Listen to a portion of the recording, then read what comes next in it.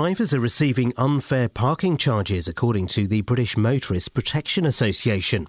Companies running car parks on private land aren't allowed to issue fines or penalties, but they can send out invoices which resemble a fine. David Carrad from the association says there's a number of ways that drivers can fall foul of the rules. They try to charge you typically £100 for what they term a breach of their terms and conditions, i.e. staying longer in the car park than you should be, or parking slightly over a line, or having a permit that slipped off the screen or whatever. Now, I agree that people should try and abide by the conditions in the car park. However, the punishment is completely disproportionate to the crime, if you like. And they have no, well, we say, but they have no rights in law to actually charge this money. The government in Cameroon says Boko Haram militants have kidnapped dozens of people, many of them children. The jihadist fighters crossed into Cameroon from Nigeria and targeted 2 villages. Men, women and children were rounded up and at least 4 people were killed. Religious leaders from the Muslim community have called for unity at a march in High Wycombe. Hundreds of people gathered in the town centre yesterday to celebrate the birth of the Prophet Muhammad. They say they want to promote a positive image of the Islamic faith. Islam is about peace, and that's exactly what we're trying to demonstrate to other people as well that's out there that are against Islam and all that. We know faith is faith, no matter where you come from, whether you're Christian, whether you're Jew, whether you're Muslim, whether you're Hindu, what you are is the same. I think as long as we stick together, we'll be fine. In sport, Shaun Murphy has won the Masters final at Alexandra Palace in London. He beat the world number 1 Neil Robertson by 10 frames to 2. And the weather will be dry today with sunny spells, top temperatures around 4 degrees Celsius, that's 39 degrees Fahrenheit. You can get the latest news and sport online at bbc.co.uk/3 counties.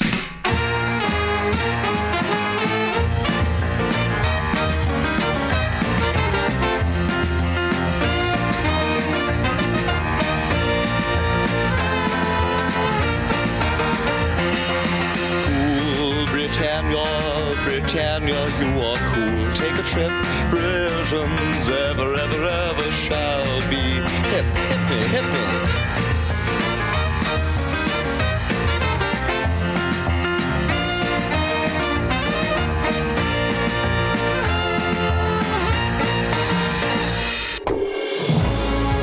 Morning.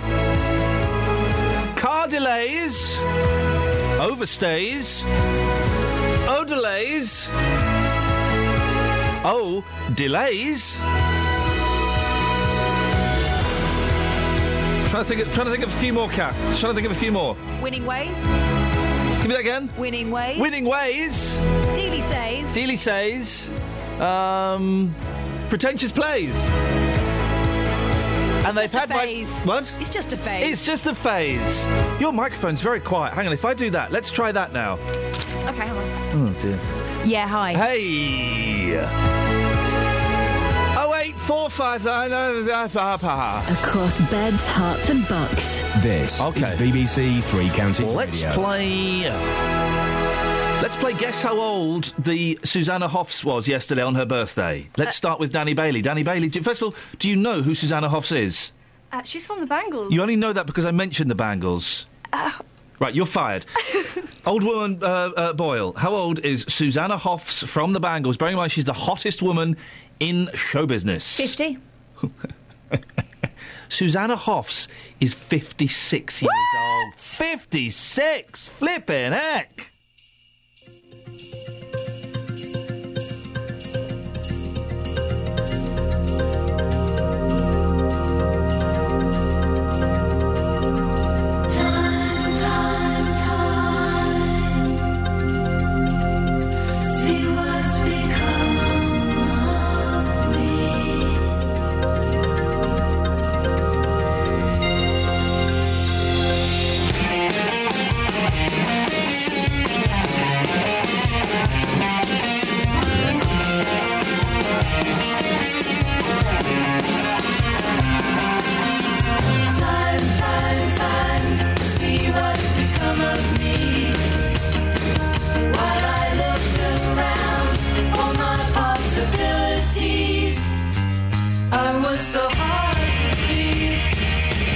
Look around, leaves are brown, and the sky is a hazy shade of winter. In the Salvation Army band.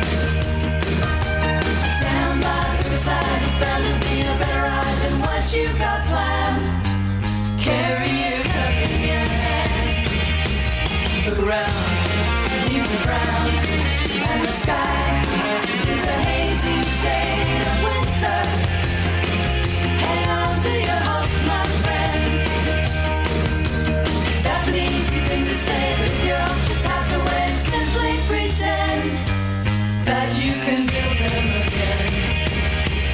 Look around, the grass is high, feels alright. It's the springtime of my life. Seasons change with the scenery, weaving time in a tapestry. Won't you stop and remember me?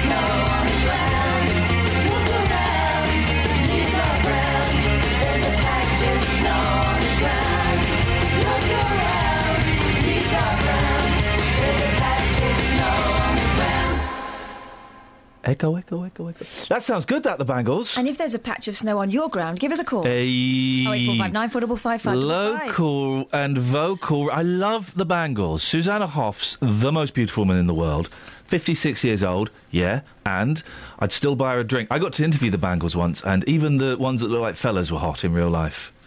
Worth knowing.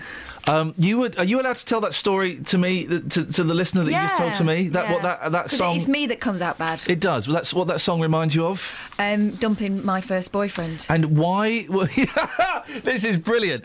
Why were you going to dump? Why did you dump your first boyfriend? He was a bit quiet and a bit too nice. No. Why did you? He smelled a bit funny, and he smelt funny. Well, yeah, he had like. He used to come round and I would think, oh gosh, I feel sick. Yeah. I feel sick with that smell. What is it? Yeah. Anyway, so I dumped him and the smell persisted. Turns out it was my mum's plug-in. You dumped a lad because of your mum's plug-in. So sorry, Richard. But it would never have worked anyway. It's probably better off without me. It's one of those long shots, but we'll take a punt. The best reasons for dumping someone, please. 08459 455 555. Can anyone beat dumping someone because of their mum's plug-in? I mean, it's going to take some going, isn't it? 08459 455 555. This is Yasmin Khan on BBC Three Counties Radio. Yasmin, what on earth are you doing now? Oh, I'm choking with emotion. The thought of Yasmin taking my slot, please don't. A Buckinghamshire woman says she was forced to call the police to restrain her husband despite repeated pleas for help managing his dementia. June Stratford-Williams contacted the Milton Keynes Community Dementia Service when her husband Nick became confused and uncooperative. Well, she says she was left to cope with his increasingly difficult and violent behaviour for weeks. Catherine Boyle's got more on this. Catherine? Yes, I have.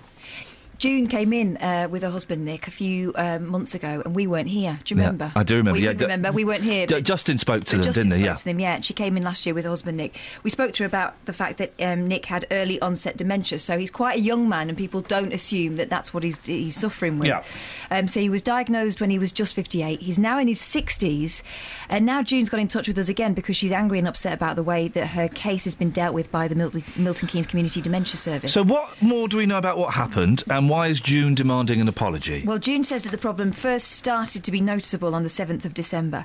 Nick started to act out of character and became confused and uncooperative. Now, June at that point contacted a local Alzheimer's Society in Milton Keynes, and they felt it was an urgent situation. And the Community Dementia Service in Milton Keynes is jointly run by the Council and the Health Trust. I have a statement from them later, but this is what happened from June's point of view. She was left with the impression that Nick's case was being dealt with by them and that they would have a case meeting and draw up an action plan. Mm-hmm. But she didn't hear anything for weeks. And then last week, Nick's condition got worse to the extent that she had to call in the police to restrain him, and he was sectioned under the Mental Health Act. So what happened? Well, this is what happened on Wednesday. Nick got even more agitated and confused, and June got to the point where she felt she couldn't handle it on her own. She says he wasn't violent, but she just couldn't work out a way to calm him down. She says she called the police, who restrained him, and he was sectioned under the Mental Health Act. She says it was really distressing for both of them. Nick then went on to the specialist mental health unit in Milton Keynes. It's the Campbell Centre. And then what happened? She says that once that Nick was in the unit, he had these medical tests which found that he had an infection which could have contributed to his worsening state. She believes that if that had been detected earlier and if his case had been dealt with urgently, they wouldn't have got to this point. They wouldn't have had to call in the police with all the distress that involved. Now, I can see we've got a very long response here. Who's this from? This is from the Community Dementia Service. It's one of the so-called integrated services, so that just means it's a joint effort by a number of organisations, including Milton Keynes Council. It's overseen by the Central and North West London NHS Foundation Trust, and they're the ones that have sent this statement. Go on. It's from Lorna Payne, the Divisional Director of CNWL, who manage the service. She says, this sounds like a truly awful series of events from Mr and Mrs Stratford-Williams. We are taking care of Mr Stratford-Williams now, and we will make a plan with Mrs Stratford-Williams about his future care. We are sorry about the dislocations. Interesting word. But guys, why don't you write in English? They've experienced. We're investigating the matter, which appears to cover a number of organisations and staff. It's not our fault, Gov. These services should be seamless and comprehensive from the point of view of the patient, but sometimes things do go wrong, and the purpose of an investigation is to find out what will make this not happen again. In particular, were there any contacts or opportunities we had to make a difference?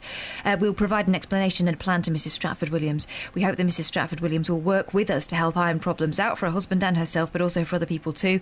We are very sorry for the problems they've experienced and how this has added to their worries and anxieties. We will get to the bottom of this. Can't buy me love, love, can't buy me love. I'll buy you a diamond ring, my friend, if that makes you feel alright.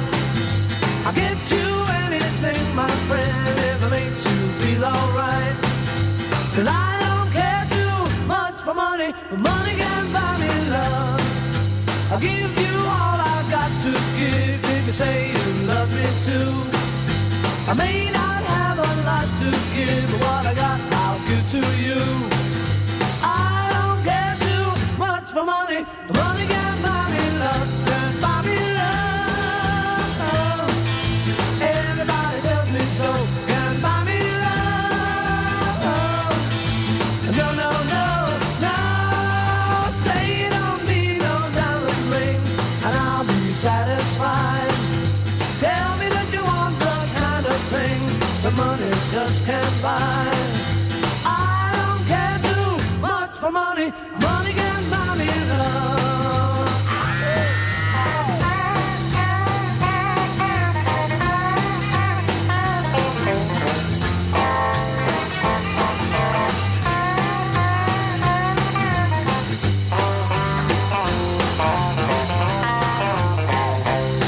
me love.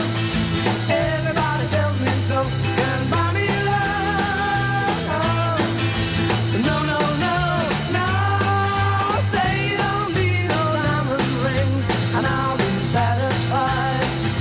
Tell me that you want the kind of things that money just can't buy. I don't care too much for money, money can buy me love. Buy me love, love, buy me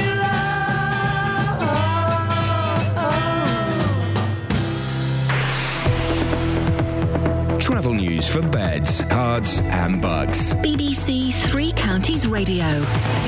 Looking at the cameras so far, it's fairly quiet on the M1, starting to build up. It's been very icy overnight, so take care for the slippery road surfaces might be a possibility. Some reminders of the roadworks on the A1 in Roxton around the Black Cat roundabout. That's still going on, so that could cause some delays later on this morning.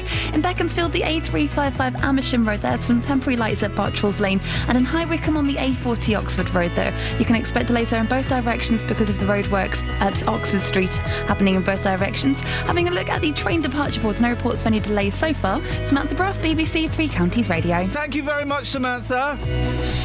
Who's been messing with my knobs? My knobs are all over the place. Sounds very strange from my ears. Never mind, as long as it's, 6:16, it's Monday the 19th of January. I'm Iain Lee. These are your headlines on BBC Three Counties Radio.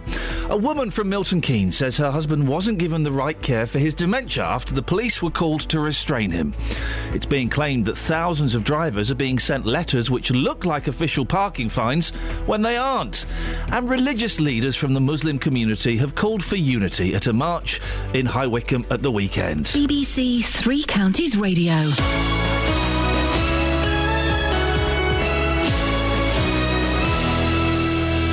On Inside Out, we explore the legal challenge to charging for parking in private car parks. We find out why the region's garden cities are a model for the world, but not Britain. And the pride of Corby, how people in the town are getting ready to sing out their success in a specially written concert. That's Inside Out with me, David Whiteley. Tonight, 7:30 on BBC One.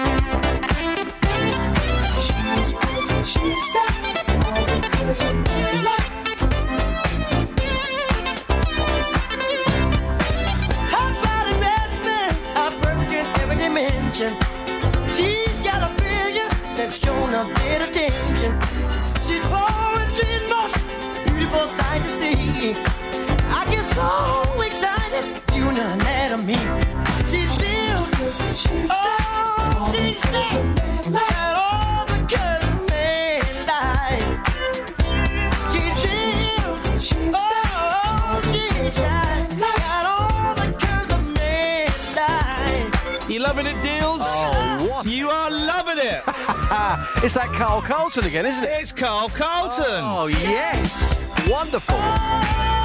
She's a bad Gemma. You all right, Just? Oh, I'm loving this. Absolutely loving this. I presume that was Catherine again. Yeah, well... Yeah. What do you mean? I choose good music. Well, it was just the other week she picked a Carl Carlton track as well. We need to get this man back on the radio full-time, not once every week, every day. Now, who are we... Carl Malcolm is the gentleman that we are trying to hunt down. Of course, the singer of Fatty Bum Bum. Yeah. Calm down. We are... Wind it. Irene. There's nothing like white middle-aged people trying to say black phrases during a reggae song, is there? I love it. Anyway, this is Carl Malcolm. We're trying to hunt him down. Hey, and we're fatty boom, boom, calm down. And we're taking the search international, aren't we? We are, yes. Say we, you are, Justin. Yeah, normally, of course, I'd take it to the streets. It's become quite a famous feature on our radio station, Three Counties Radio. Well, we are taking this across the world. We are looking for Carl Malcolm. We believe he's in the Caribbean somewhere. I'm going to be taking it to the beach. Oh, he really is! I am going to the Caribbean looking for this reggae legend. Calm down! Sweet sugar dumpling. And listen, if he's anywhere near that beach, Justin, there is no way you are going to let him escape, is there? No, and my mission as well is to get a steel band to perform Hey Fatty Bum Bum in their own individual way. Fantastic. If any steel bands want to take us up on this offer of getting you to do some work for no money, then 08459 455 555. Hey, Justin, this is kind of a thing that we're throwing out. Catherine, and I know the answer to this, actually, I've just remembered. Catherine dumped a fella. Why? Just tell Justin why you dumped him. He smelt funny. He kept giving me a headache with his aftershave. There were other problems. Aftershave? He probably wasn't even shaving, was he? Let's be honest. No, there were other problems in that. Well, I was about 14. Yeah. But, so it was stuff like his trainers and that. But it was mostly this smell, and it used to give me a really banging headache. By the time he went, I was thinking, ugh. So I, there was some soul searching, and I didn't enjoy dumping him. And then when he went, I realised the smell had lingered, and it was my mum's plug-in. She dumped a fella because of her mum's plug-in, In fact, Dealey. it might not have even been a plug-in. It might have been one of them toadstool things. Oh, the toadstool. Justin, you dumped a woman because she laughed at your CD collection. Yeah, she came round, and to be fair, she was a lovely girl, very, very attractive. It's very fair of you to say that. She came round, she looked at my music collection, and she went, "Don't tell me that's in alphabetical order, like." Oh, right, she's one of them, was she? She was one of them. I said, she was a beautician. And I said, yeah, why? She went, so sad. I went, get out. That was it. Seriously. You turfed her out? It was as simple as that. And funny enough, she must have heard me talk about this about 6 months ago, because she tracked me down on Facebook. And I was thinking, oh, dear. You changed those CDs yet, Just? No. All right, bye. Not going to let you poke me then. That's what they do on Facebook, isn't it? It's poking, isn't it? Yeah, there was certainly no poking going on back then. Excellent. She had her chance, and no poking recently. Yet. If anybody wants to, we're just on the right side. We're looking over the edge, but we're just on the right side. If anybody wants to tell us the best reasons that you dumped someone or you were dumped, 08459 455 555. Now, you got a busy morning this morning, Just. I have. Loads to talk about. We'll catch up with you again at 10 to 7. But parking. If you've ever been stung with a parking fine, dear listener, somewhere that you maybe thought was free, there could be a ray of hope. The British Motorists Protection Association, the BMPA, is challenging the owners of car parks which are free for a couple of hours, then sting you if you overstay, some with £100 penalties. Dealey, you've been looking into this. You've been to a free car park in Boreham Wood. What have people been saying to you? Well, I took the radio car into this car park on Friday. It's the Boreham Wood shopping park there. And straight away, people were coming up to me saying, what are you doing here? Is it about this car park? Well, yes, it is about this car park. Now, this particular car park is free for 3 hours, which you may think, well, 3 hours, that's quite good. But you've got a whole variety of restaurants there. You've got a Debenhams there, a New Look. So it's a big retail park. And people were telling me their stories. That this man up first, one of his friends, he got caught out. They literally stayed for about 3 hours, 3 minutes, something like that. Was rushing back purely because they had a hair appointment. It went on for a little bit too long, and then, got done, really. So, yeah. So it's not really free parking, is it? Not really. It does seem to be a bit of a frustration. People saying 3 hours, is it long enough? Do you think it's long enough? Not personally, no. I think it should be maybe an extra hour or something. Definitely, yeah. And also, you get fined if you leave the car park and then come back. So if you've left something at home and you come back in, again, within those 3 hours, you're going to get a fine. Yeah, definitely, exactly. Yeah, ridiculous, isn't it, really? So did you find anyone, Justin, who had been fined? I did. And I'll tell you what's crafty there. We kind of mentioned it towards the end there. Let's just say you go into this retail park and you think, oh, I've left something at home. Yeah. So you park up, you go and get your card or your cash or whatever, you come back. If you go back into that car park within 3 hours, you get an £85 fine. Oh, that is very, a lot of people, isn't it? A lot of people have been caught out. Sneaky deaky. This man here again went to the retail park for a day out and he got caught out, he got fined. Take a listen. So we came at about 9 o'clock in the morning, we did some shopping, we went to the gym, we went to Costa, had a coffee. We thought we were in 3 hours limit, and all of a sudden we got a leaflet in the post, a warning that we had gone 12 minutes over the 3 hour time. 12 minutes. And they fined us £85, which if we paid within a week or 2 weeks, it would be reduced to £50, so we paid that immediately online. But it was for 12 minutes they were very petty. It wasn't as we were parked 1 hour or 2 hours over time. We were actually parked 12 minutes over time, and they charged us £85 for that. When you got that fine, how did that make you feel? Not very good, because it was the post-Christmas period, and between Christmas and New Year, and people were doing a lot of shopping. There were a lot of things to be done. Yeah. Needed to be a bit of understanding as to how much things needed to be done in the shopping park. There's a lot of shops that are on tap. We just had a relaxing time. All of a sudden we get this thing in the post, which was quite daunting, actually. You know, as you come in, it says free parking, but unless you're very, very careful, it's clearly not free parking. Yes, absolutely. After your fine, is it? Absolutely. No, not free parking after your fine. Absolutely. Well, it all sounds very dodgy bodsky, doesn't it? It is. I mean, there's two sides. You could say, well, it's free for 3 hours, and you're stupid if you can't stick to that. But if you're in that retail park, and again, there's some really good restaurants there, some really good shops. 3 hours is not enough. And if you're stuck in a queue for something, and you're going to a lot of shops, if you're going to the gym as well, there's every chance you're going to fall over that 3 hour period, and a bit like that man there, you're going to get fined £85. 56 years old, just. Who? Susanna Hoffs. Oh. She's 56 years old. Where's this come from? It's her birthday yesterday. Oh, right. Makes me feel a bit old. I used to love Susanna Hoffs. Okay, fair enough. You're not a fan? Well, it randomly came out of nowhere there. How can you not be a fan of the Bangles, mate? Well, I am a fan. Well, then what's your beef? Sounds like you got beef. I'm giving you a fact, and you sounds like you got beef. You're throwing it back in you're spitting the fact back in my face. Stop fact spitting. I prefer girl bands with a bit of attitude. Spice Girls. Oh, you are having a laugh! What? The Spice Girls have got more attitude than the Bangles. Next you'll be saying Little Mix. Is that their name, Little Mix? I believe so. Next you'll be saying Little Mix are more trouble than the Go-Go's. Nope, didn't say that. I'm just saying that the Bangles were, Manic Mandy, come on. Yeah, all right, okay, good track. But the Spice Girls, they came out, it was all about girl power, and they had attitude. They lied. Those girls are the reasons why me and my generation are disappointed. The thing about the Spice Girls girl power, it was manufactured by men. The Bangles they were playing their own instruments and doing it for themselves. I'm not saying they weren't talented. Clearly they were talented, but there was no attitude. If I met the Bangles, I could ask them anything and I would get an answer. When the Spice Girls came along, if I was to ask them anything, I would get a slap. I'm sorry, Matt, I'm going to have to let you go. Okay. Thank you, bye-bye. Bye. Can you believe that? The Spice Girls have got more attitude than the Bangles. I want to hit him with a stick. Travel news for beds, cards and bugs. BBC Three Counties Radio. In Biggleswade on the A1 southbound, there's a lane closed because of an accident between the Sainsbury's roundabout and the Home Base roundabout, so that's looking a bit slow. In High Wycombe on the A404 at Marlow Hill, it's moving fine through the roadworks at Marlow Road, but it could get busy later on. Checking the speed sensors on the North Orbital Road, that's looking quite busy now at the M25 junction 21A roundabout. And no reports of any delays on the M25, but the A1M southbound towards London's looking quite busy around junction 7 for Stevenage. No reports of any problems so far on the trains. Samantha Bruff, BBC Three Counties Radio.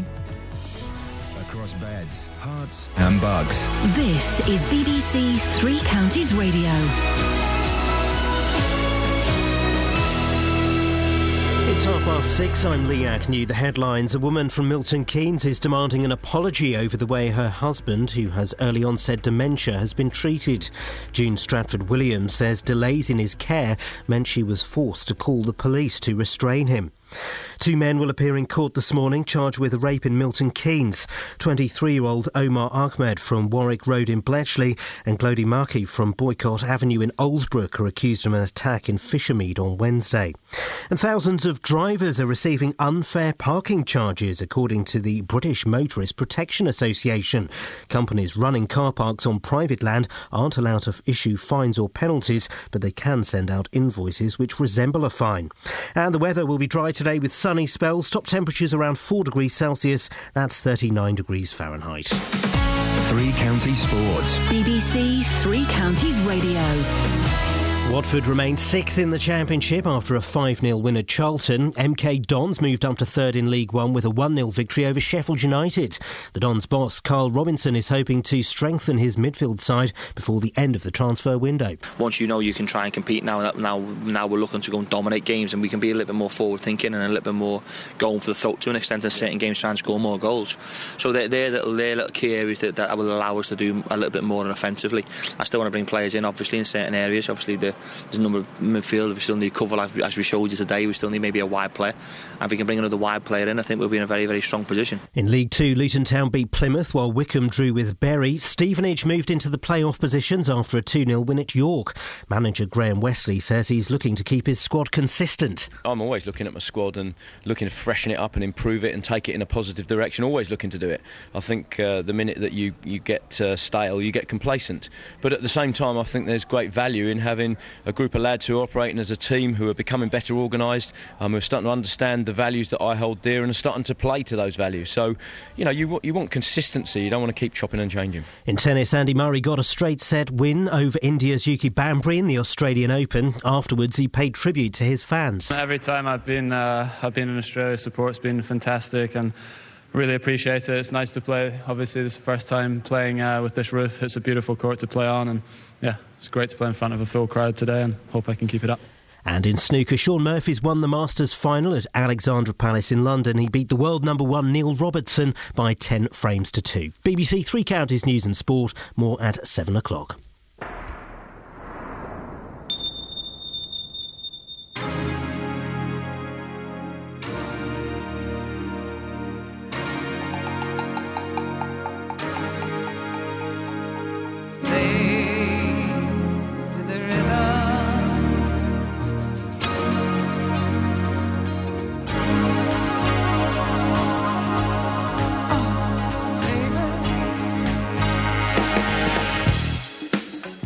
I'm just playing around, baby. Wherefore days, men who know wheels must turn to keep the flow. Build on up, don't break the chain. Sparks will fly when the whistle blows. Never stop the action. Keep it up, keep it up. Never stop the action. Keep it up. Work to the river. Live to the river. Love to the river. Slave to the river.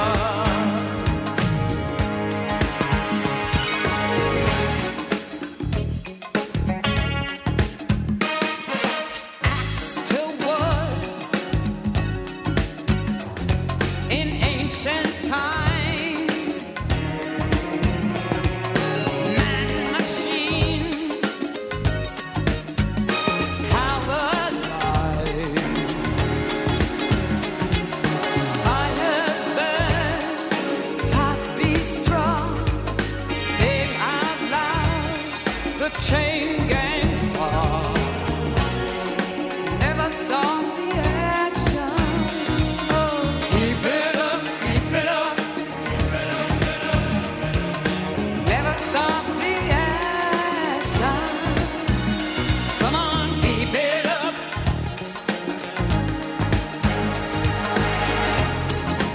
Breathe to the rhythm. Dance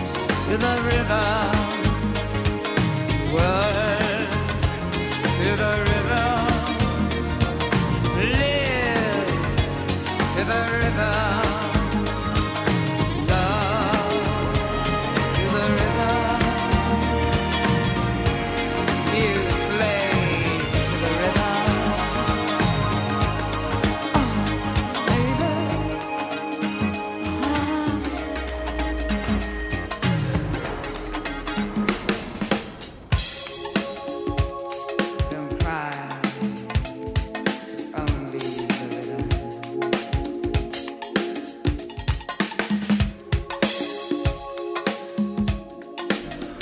This is Iain Lee, BBC Three Counties Radio. Kind of peters out, that song, doesn't Yeah. it? Peters out. She's probably left. Yeah. You know what she's like. She's absolutely wonderful, isn't she? What was she? Was she a model? I think so, yeah. That then became a singer and then became an actress? Yeah, but she's just a character. She's just one of them characters. Fruitcake? Yeah, fruitcake. Are there any fruitcakes in pop? Kim Fowley died. That name won't mean a lot to many of you, but in the 1960s and 1970s, he was one of the pop's finest fruitcakes. Oh, really? Yeah. Nowadays, you've just got kind of famous miseries like... Chris Martin. Well, and Van Morrison famously don't like people. I don't like people. Yeah, but he shows it. You pretend sometime. I do pretend, but I'm not a fan of people. It was my kid's birthday party at the weekend. There were a lot of people there, primarily children. I kind of enjoyed the children being Yeah, I there. like children. Although, do you know what? I've gone off kids. Why? Well, normally, in the past, I could have played with them for hours and loved it, and then I just couldn't be bothered. All these kids were trying to climb on me. I just went, hey, stop it. It's a bit rude. How well do they know you? Not that well. But I don't like to be, mounted by anyone's child who hasn't known me for at least, I'd say, I think the cut-off point's about 3 months. I am a kiddie magnet, right? And kids come to me. They just sense something childlike within me. Childish. And there was this one kid that wanted to play with me the whole thing. I just kept going, go away. Oh. Go and find your mum's over there. Go on. He might not have had a daddy. It's not my responsibility. It's not my responsibility. That's why they like a fun dad. No, all these kids, and I left. I mean, the party was great. We had a great entertainer there who did all the bit. Hard work. Couldn't be bothered. I've gone right off kids. Well, tough. You've got them for at least another 18 years, and the way things are, they'll be living with you till they're about 40. Oh, well, we'll see. Hey, so I don't know if you've ever had piles. No. It flipping hurts. I've heard tell. Yeah, it really is thoroughly unpleasant. From you. And a foreign crook up for deportation is still here. Do they not put rubber bands on them now? They do the banding. The banding is... like a lamb's tail. It's so uncomfortable. Because it feels like you're about to go to the toilet all the time. Oof. And you just sit there. Anyway, don't want to go into too much detail. A foreign crook up for deportation is still here after claiming he could not leave due to piles. I'm on this fella's side. He's a fraudster. Jean-Claude... Did no one check? Jean-Claude Happy Suey was due to be kicked out last July but insisted he was unfit to fly. The authorities even sent him for a medical inspection to try to prove he could leave. Ooh. Did they have a look? Because the looking is the most humiliating thing. Particularly when you have your trousers around your knees, you're on your side with things pulled apart, and a group of people walk in, and the guy, who's not even a doctor, he's just a bloke, says, do you mind if we bring in some medical students? Who is this guy? I don't know. It's not a doctor that looks at it. It's just a bloke. Really? The pile inspector is just a bloke. It's just a bloke, and anyway. I'm on the. It's not often I'm on the side of foreign criminals. I'm on this guy's side because that hurts. The air pressure could lead to all kinds of mayhem. Oh dear. It's thoroughly unpleasant. What you got? Stephen Fry got married. Okay, congratulations. Yes, very modest wedding. Good. Next, we have. Apparently, you're supposed to have snowed. It's not. Now, everyone's banging on about... I've not been to the cinema for ages. There are a few films I want to see. The Drummer. What's it called? Whipsnade or something. I want to see the film about the drummer, Whipsnade. What's it called, Danny? The film about the drummer? I have no idea. What are you on about? It's a film about the drummer. It's called Whipsnade or something. Whipsnade or something. Anyway, I want to see that. I want to see the Grand Budapest Hotel again. I'm going to treat myself and get that on DVD. I haven't seen it. It's great. It's a great film. Isn't it good? Yeah. It's beautiful. It is. Oh, it's beautiful. It's one of those films. I was watching it in a cinema with only a few other people, and it did what art is supposed to do. It made me feel glad to be alive. I also I did want to see American Sniper. Bradley Cooper. directed by Clint Eastwood, based on a true story. What's it about? Well, the Daily Mail have got a story here. The world's deadliest sniper. As a gripping film of his life is released, how one ruthless marksman claimed 255 victims, then died by the bullet himself. Well, I don't need to see it now. What? Spoiler alert, you've told me what happens, Plums. Thanks for that, guys. There's this story, the Asylum Hotel, which is, speaking of hotels... Yeah. For those seeking a break in Cheshire, the 4-star Daresbury Park Hotel must have seemed the perfect choice. It was offering spa details, bed and breakfast, spa treatments, wine and dinner, reduced from £118.75 to £69. Yeah, bargain. What those who booked did not expect, however, was that they would be sharing their holiday with asylum seekers. Oh, not asylum seekers sharing their holiday. Well, it sounds awful. And they would have to queue for food with them. Oh, you're having that is disgusting. People queuing for food disgust me. How dare they flee oppression and war? One 45-year-old woman guest, this is great, this story, at It's the way Daresbury it's Park, written, OK. who did not want to be named, told The Sun, this is in the Mail, we did notice some people of foreign origin in the foyer, and again as we came up the stairs. All right, foreigners in a hotel, you know, that's not They unusual. could be on holiday. It occurred to us they may be asylum seekers. This does concern me, because I've read recently in the press that where asylum seekers are put up in hotels, they can cause problems. I've never read that in the press, have you? No, and she's not saying, oh, there were problems. She's saying, I've read that it can cause problems. So what are you getting upset about?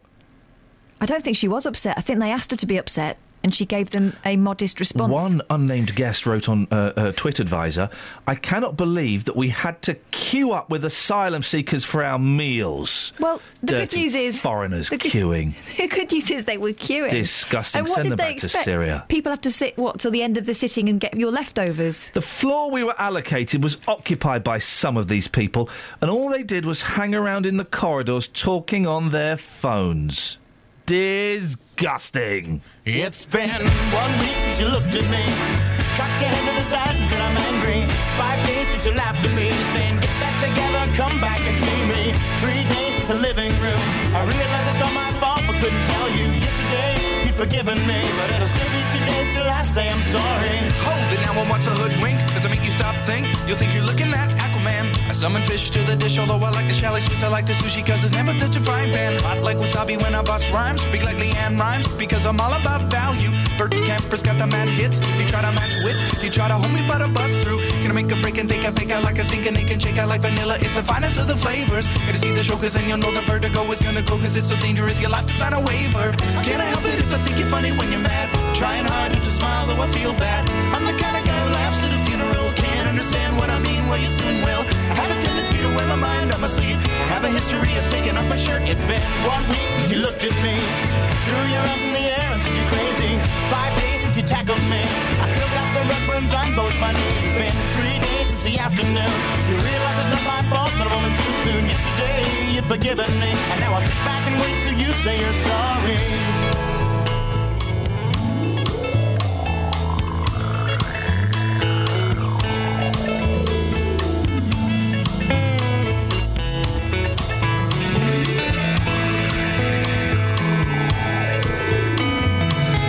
China, the Chinese chicken. You have a drumstick and your brain stops sticking. Watching X-Files with no lights on, with all our maisons. I hope the smoking man's in this one like Harrison Ford. I'm getting frantic, like Sting I'm tantric, like Snickers guaranteed to satisfy. Like Kurosawa, I make mad films. Okay, I don't make films, but if I did, they'd have a samurai. Gonna get a set of better clubs, gonna find the kind with tiny nubs, just so my irons are always flying off the backswing. Gonna get into my Sailor Moon, cause the cartoonist got the boom anime babes that make me think the wrong thing. How can I help it if I think you're funny when you're mad? Trying hard not to smile, though I feel bad. I'm the kind of guy who laughs at a funeral. Can't understand what I mean, you soon will. I have a tendency to wear my mind on my sleeve. I have a history of losing my shirt. It's been 1 week since you looked at me, dropped your arms to the sides and said I'm sorry.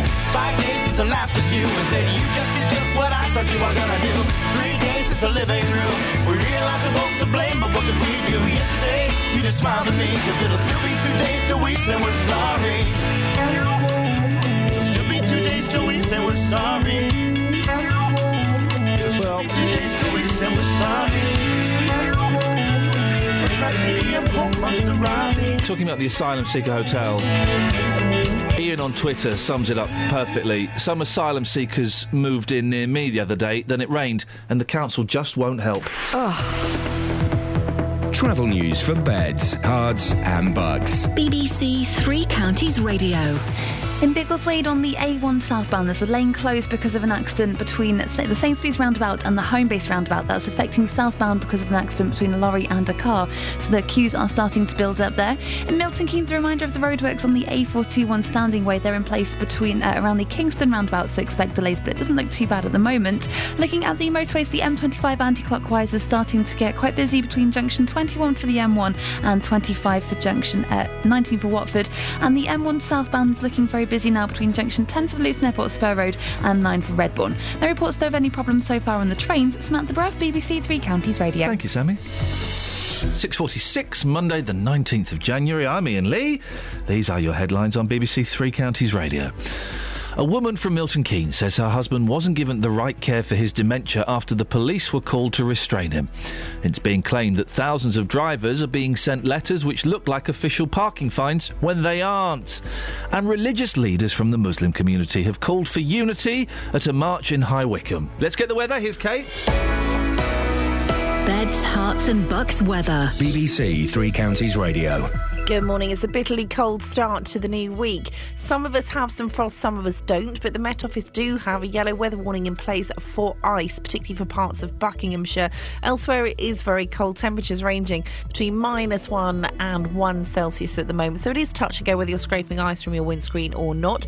Could be some icy stretches out there, but also some freezing fog as well. Sunshine developing through the course of the day, turning perhaps a little cloudier later, but the maximum temperature only 4 Celsius, so bitterly cold this afternoon as well. Now, once the sun sets, a widespread frost will set in fairly quickly. Bit of mist and freezing fog around as well, and the minimum temperature down to -3. Similar day tomorrow, cold and frosty start, freezing fog patches, quite slow to clear tomorrow, and then the cloud will start to move in through tomorrow afternoon. On this cloud, we could get 1 or 2 wintry showers, particularly over higher ground where it could fall a little sleety or a little snowy. Maximum temperature tomorrow, similar 4 Celsius. That's your forecast. Every weekday from 3. Let's talk about your story. They're little globules of it's chocolate. What is that sticking out of that? That's the abdomen of the ant. Roberto Perroni. Film critic Richard Fitzwilliams, welcome to the programme. Richard, will you be watching Rambo 5? They are unsubtle, they are silly, and they do not appeal. Overweight people are being ignored, humiliated and insulted on a regular basis. When you're in the supermarkets, people watching what you're picking up and passing comments. Can I ask you, Claudette, what does it cost to have a cycle of IVF when you decide, well, I have to have children? It all totalled to nearly £25,000. When you're in such a low and desperate place, you'll do anything. Roberto Perroni on BBC Three Counties Radio. You all right, Dills? Hey, boss, how are you? Yeah, I'm still smarting a bit. Why? Just your snub earlier on, mate. It don't matter, but when Susanna Hoffs comes on the show, you can't speak to her. No. I put a more rocky Susanna Hoffs in for you. I don't know if you wanted to demonstrate. Should we have a bit of a dirtier Susanna Hoffs, and then we'll discuss? Yeah, OK, no problem. All right.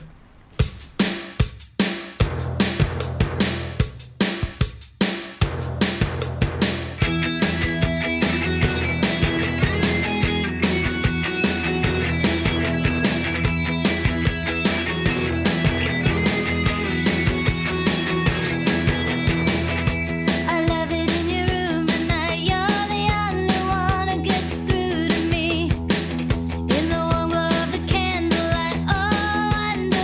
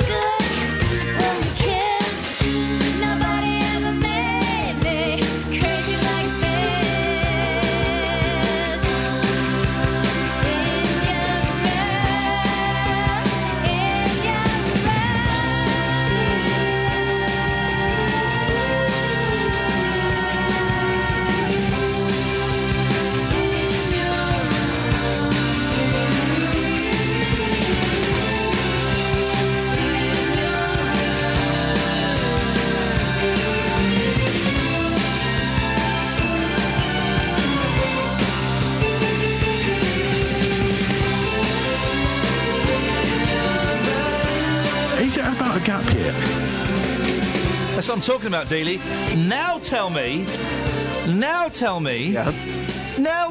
the Spice Girls have got more attitude than attitude. Yeah, I'm telling you, the Spice Girls have got more attitude than the Bangles. What's that song actually about? About being in her room and having it away, probably. Right, yeah, probably. You see, the Spice Girls, if you want to be my lover, you got to get with my friends. What's that? Fact, okay? Surely, if they get with your friends... No.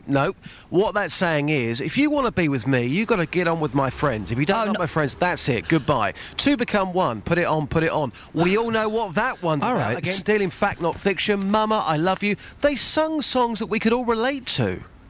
I've just been sent... Stop right now, thank you very much.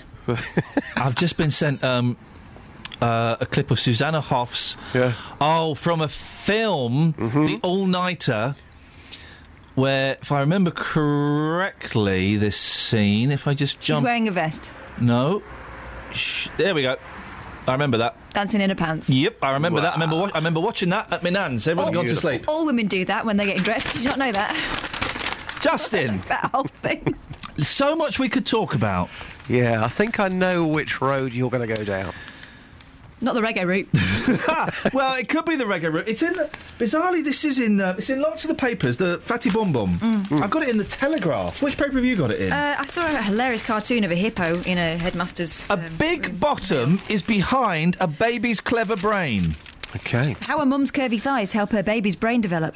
A secret. Which one's that? In the Mail. You do it from the Mail, because it's although it's the same thing. I'll do the first line from here, then you take over. From the Telegraph. The secret to intelligence lies in the female bottom, scientists have found. The age-old riddle of why women are fatter than men may have been solved. They need curvy thighs, hips and buttocks to make their babies intelligent, a study claims. So if you've got a fat bum... Yeah.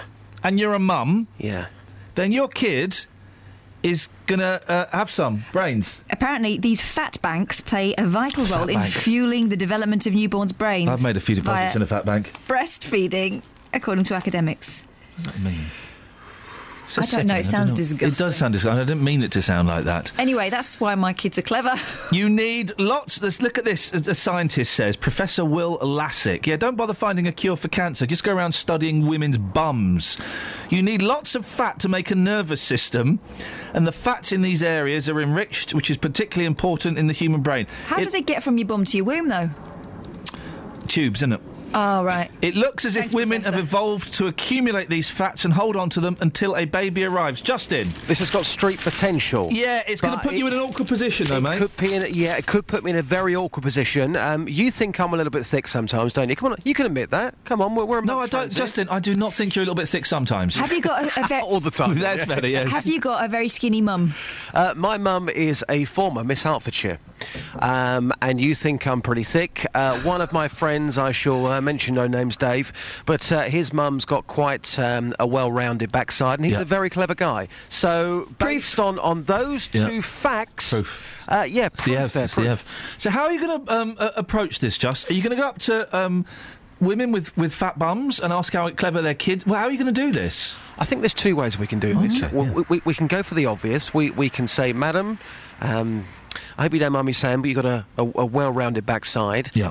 Your children, are they clever? Or we can simply... No, let's do that. Let's just do that and see what happens. I think I know what's going to happen. What do you think is going to happen? I think you're going to get a smack in the chops. Ow, it's all for radio, isn't it? Or you could go up to men, ask them what their GCSE results were or whatever. Yeah. And then ask them, if they're clever, ask them if their mum's got a big... You see, I think there's more chance of getting a slap with the latter there. Yeah. Justin, we'll speak to you later, hopefully. Cheers. Ta-ra. I was fired after praying for a Muslim, says Christian nurse. A Christian nurse says she was suspended for harassment and bullying after praying for a troubled Muslim colleague. Victoria Wasney is taking an NHS trust to employment tribunal. She claims her Miss Wasney, a senior occupational health therapist, said she asked fellow nurse Enya Nawaz if she could pray for her, saying, "God, I trust you will bring peace and you will bring healing." She's a born-again Christian. Now, without knocking anybody too much, born-again Christians are quite... Evangelical, I think, is the word. You're right. I was going to say annoying, and that's unfair. No, I find them annoying. That's an opinion. I think I'm allowed to express opinions here, anyway. They are quite intense in their spreading of the word. Well, they found the good news, and they want to help you to find it. That's the way they come from. She said she merely offered Miss Noaz a shoulder to cry on. She was very emotional and tearful and was talking to me about her fear of dying. I put my hand on her knee to comfort her and prayed with her, asking God to heal her. She also gave her a book about a Muslim woman who became a Christian. Oh. And I just... It seems a little heavy-handed. I see what the Mail is trying to do here. They're trying to make us think, I believe, that Muslims are oversensitive. Because for Muslims are oversensitive and unaccepting of this country's religion. Well, let's change it round. OK, so if the nurse in trouble had been the Christian and the Muslim nurse had been praying for her and then given her a book about someone who'd converted to Islam from Christianity, how would we read that? Yeah, exactly.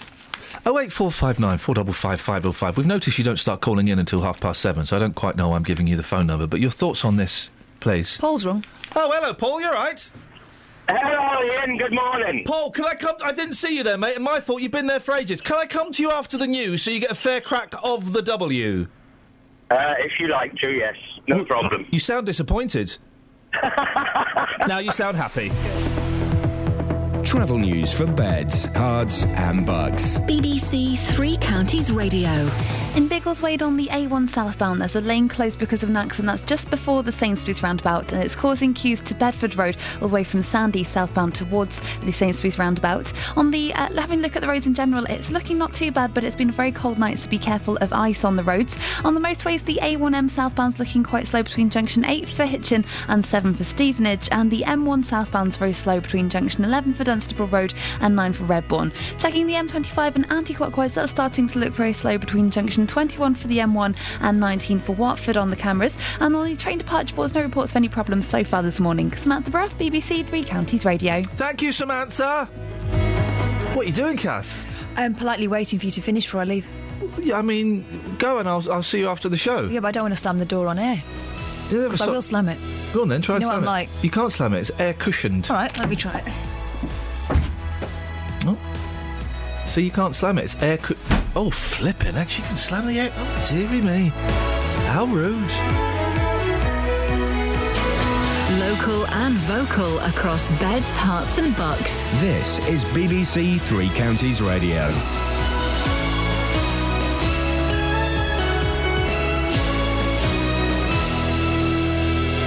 It's 7 o'clock, I'm Lee Agnew. The headlines: concern about the treatment of a man with dementia in Milton Keynes.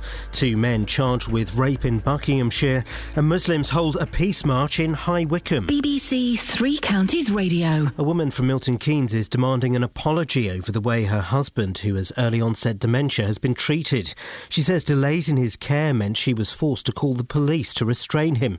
Ewan Duncan reports. June Stratford-Williams says she first contacted Milton Keynes Community Dementia Service more than 5 weeks ago when her husband Nick became confused and uncooperative. The local Alzheimer's Society advice suggested it was an urgent case, and June thought it was being dealt with by the Community Dementia Service, but she didn't hear anything. Nick's condition got worse to the extent that she had to call in the police to restrain him, and he was sectioned under the Mental Health Act. 2 men will appear in court this morning charged with a rape in Milton Keynes. 23-year-old Omar Ahmed from Warwick Road in Bletchley and 23-year-old Glody Markey from Boycott Avenue in Aldbrook are accused of an attack in Fishermead on Wednesday. The government in Cameroon says Boko Haram militants have kidnapped dozens of people, many of them children. The jihadist fighters crossed into Cameroon from Nigeria and targeted 2 villages. Men, women and children were rounded up and at least 4 people were killed. Thousands of drivers are receiving unfair parking charges, according to the British Motorist Protection Association. Companies running car parks on private land aren't allowed to issue fines or penalties, but they can send out invoices which resemble a fine. David Carrad from the association says there's a number of ways that drivers can fall foul of the rules. They try to charge you typically £100 for what they term a breach of their terms and conditions, i.e. staying longer in the car park than you should be, or parking slightly over a line or having a permit that slipped off the screen or whatever. Now, I agree that people should try and abide by the conditions in the car park. However, the punishment is completely disproportionate to the crime, if you like. And they have no, well, we say, but they have no rights in law to actually charge this money. Religious leaders from the Muslim community have called for unity at a march in High Wycombe. Hundreds of people gathered in the town centre yesterday to celebrate the birth of the Prophet Muhammad. They say they want to promote a positive image of the Islamic faith. Islam is about peace, and that's exactly what we're trying to demonstrate to other people as well that's out there that are against Islam and all that. We know faith is faith, no matter where you come from, whether you're Christian, whether you're Jew, whether you're Muslim, whether you're Hindu, what you are is the same. I think as long as we stick together, we'll be fine. In sport, Shaun Murphy has won the Masters snooker final at Alexandra Palace in London. He beat the world number 1 Neil Robertson by 10 frames to 2. And the weather will be dry today with sunny spells, top temperatures around 4 degrees Celsius, that's 39 degrees Fahrenheit. You can get the latest news and sport online at bbc.co.uk/3 counties. Thank you, Lee. Morning. Iain Lee, BBC Three Counties Radio. Lots to talk about this morning. Dementia, car parking. Best reason that you dumped somebody or you were dumped. Catherine dumped a fella because, of her mum's plug-in. Yeah, he smelled funny. I thought it was him. Wasn't, it was your mum. No. Dealey dumped someone because she laughed at his alphabeticalised CDs. He went, all right, love, out you go. Just like that. What else was there? Do big bums in mums make brainier kids? That's the science, yes. Apparently. Okay. Kim Kardashian's kid must be a genius. Well, assuming her bum's real. Genius. Come on, that's not real. Did a little joke there, anyone? Guys? Genius? Very good. Thank you very much indeed.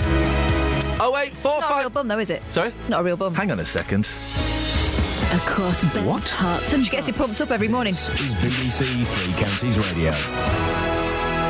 Well, that's the perks of being Kanye, I suppose.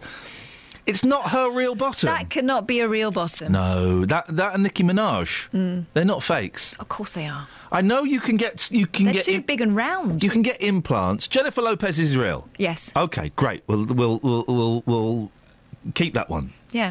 But Kim Kardashian and Nicki Minaj. Not real. Wowzers. I don't believe it. Nothing is that big and round. What do you reckon, Paul? I'm keeping out of that one. Yeah, best to keep out of Kim Kardashian's backside, I always find. Absolutely. You've called in about parking, Paul. Yes. Don't pay it. Don't pay it. It's simple. It's an invoice. It is not a fine. It is not a penalty, as is previously said on your statements earlier. It would cost them far more to chase you through the civil courts to try and get that money off you than what it is to write it off. They work on percentages of people who will actually pay their bill. But I'm sure recently Jonathan Vernon Smith said something about them prosecuting people on a group ticket. They wait until they've got a load and they take you all to court, so it is worth their while. Maybe so, but I mean, I've got about 15 or 20 of these parking tickets. These are the private parking tickets, not the council's tickets. Why don't you just follow the Paul? Why don't you just obey the rules of the car park? Well, if you're in there and it's a busy day and they give you an hour and a half, a lot of these, or even 90 minutes. Yeah. Which is about an hour and a half. And well, it's exactly an hour and a half. Yes. Enough to go looking through, especially when you're Christmas shopping and deciding what you want to buy, etc., etc. There's 1,000 people at the queue, etc., etc. There just isn't enough time. My thoughts are with parking tickets. If I get one, I'm angry, I'm annoyed, and then I go, oh well, I broke the rules. I better pay it. Just obey the rules, Paul. I have very little sympathy for people who have parking tickets or speeding tickets. And trust me, I know about speeding tickets. But speeding tickets are a different thing. Speeding tickets are on a public highway and they're enforced by the law. But this is on somebody's land. This is on a bit of land that's owned by... If you go on their land, obey their rules. No. If they have a verbal or a written contract from myself then I will enter an agreement. Putting up a sign that is very difficult to read, is the size of an elephant, and there's 100,000 words upon it when you're trying to enter a car park. Paul, what do they want you to do? Stop in the middle of the entrance of the car park, Yes. hold everyone up for half an hour while you read it, then decide, I'm not going to go in there. I love Paul's exaggerations. Half an hour, the size of an elephant, 100,000 words. This is the voice of a man who has protested against a number of parking tickets. Paul, listen, we've got to move on. Thank you for waiting. I just think if you get a parking ticket, you should have obeyed the rules. I tend to be like that too. Bang to rights. Silly me, I'll pay up. There's he's in one of the papers. Steve, remember Steve Harley from Cockney Rebel? Yeah. It's like that. Come up and see me, Mr. Soft. Those are the two songs he had. Oh right. He looks like David Lee Travis now, which is an unfortunate look to try and carry off in 2015, I tell you. And he's in one of the papers, and he's complaining. Oh, where is it? I was going to write it down. I didn't. He's complaining because he got done for speeding on these new cameras. There are new speed cameras on the motorway that are kind of a little bit hard to see. Right. They're at the side of the road instead of on the front. So I think the problem is that most of us think that they're never switched on. yeah, well, but they are, and he's having a right old whinge about it.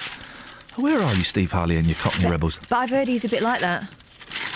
What? Harley. Miserable? Bit of a Well, he's saying... So he's got a £1,000 fine. Well, hang on a minute. What did he do? How is it... I wish I could find it. Hang on a minute.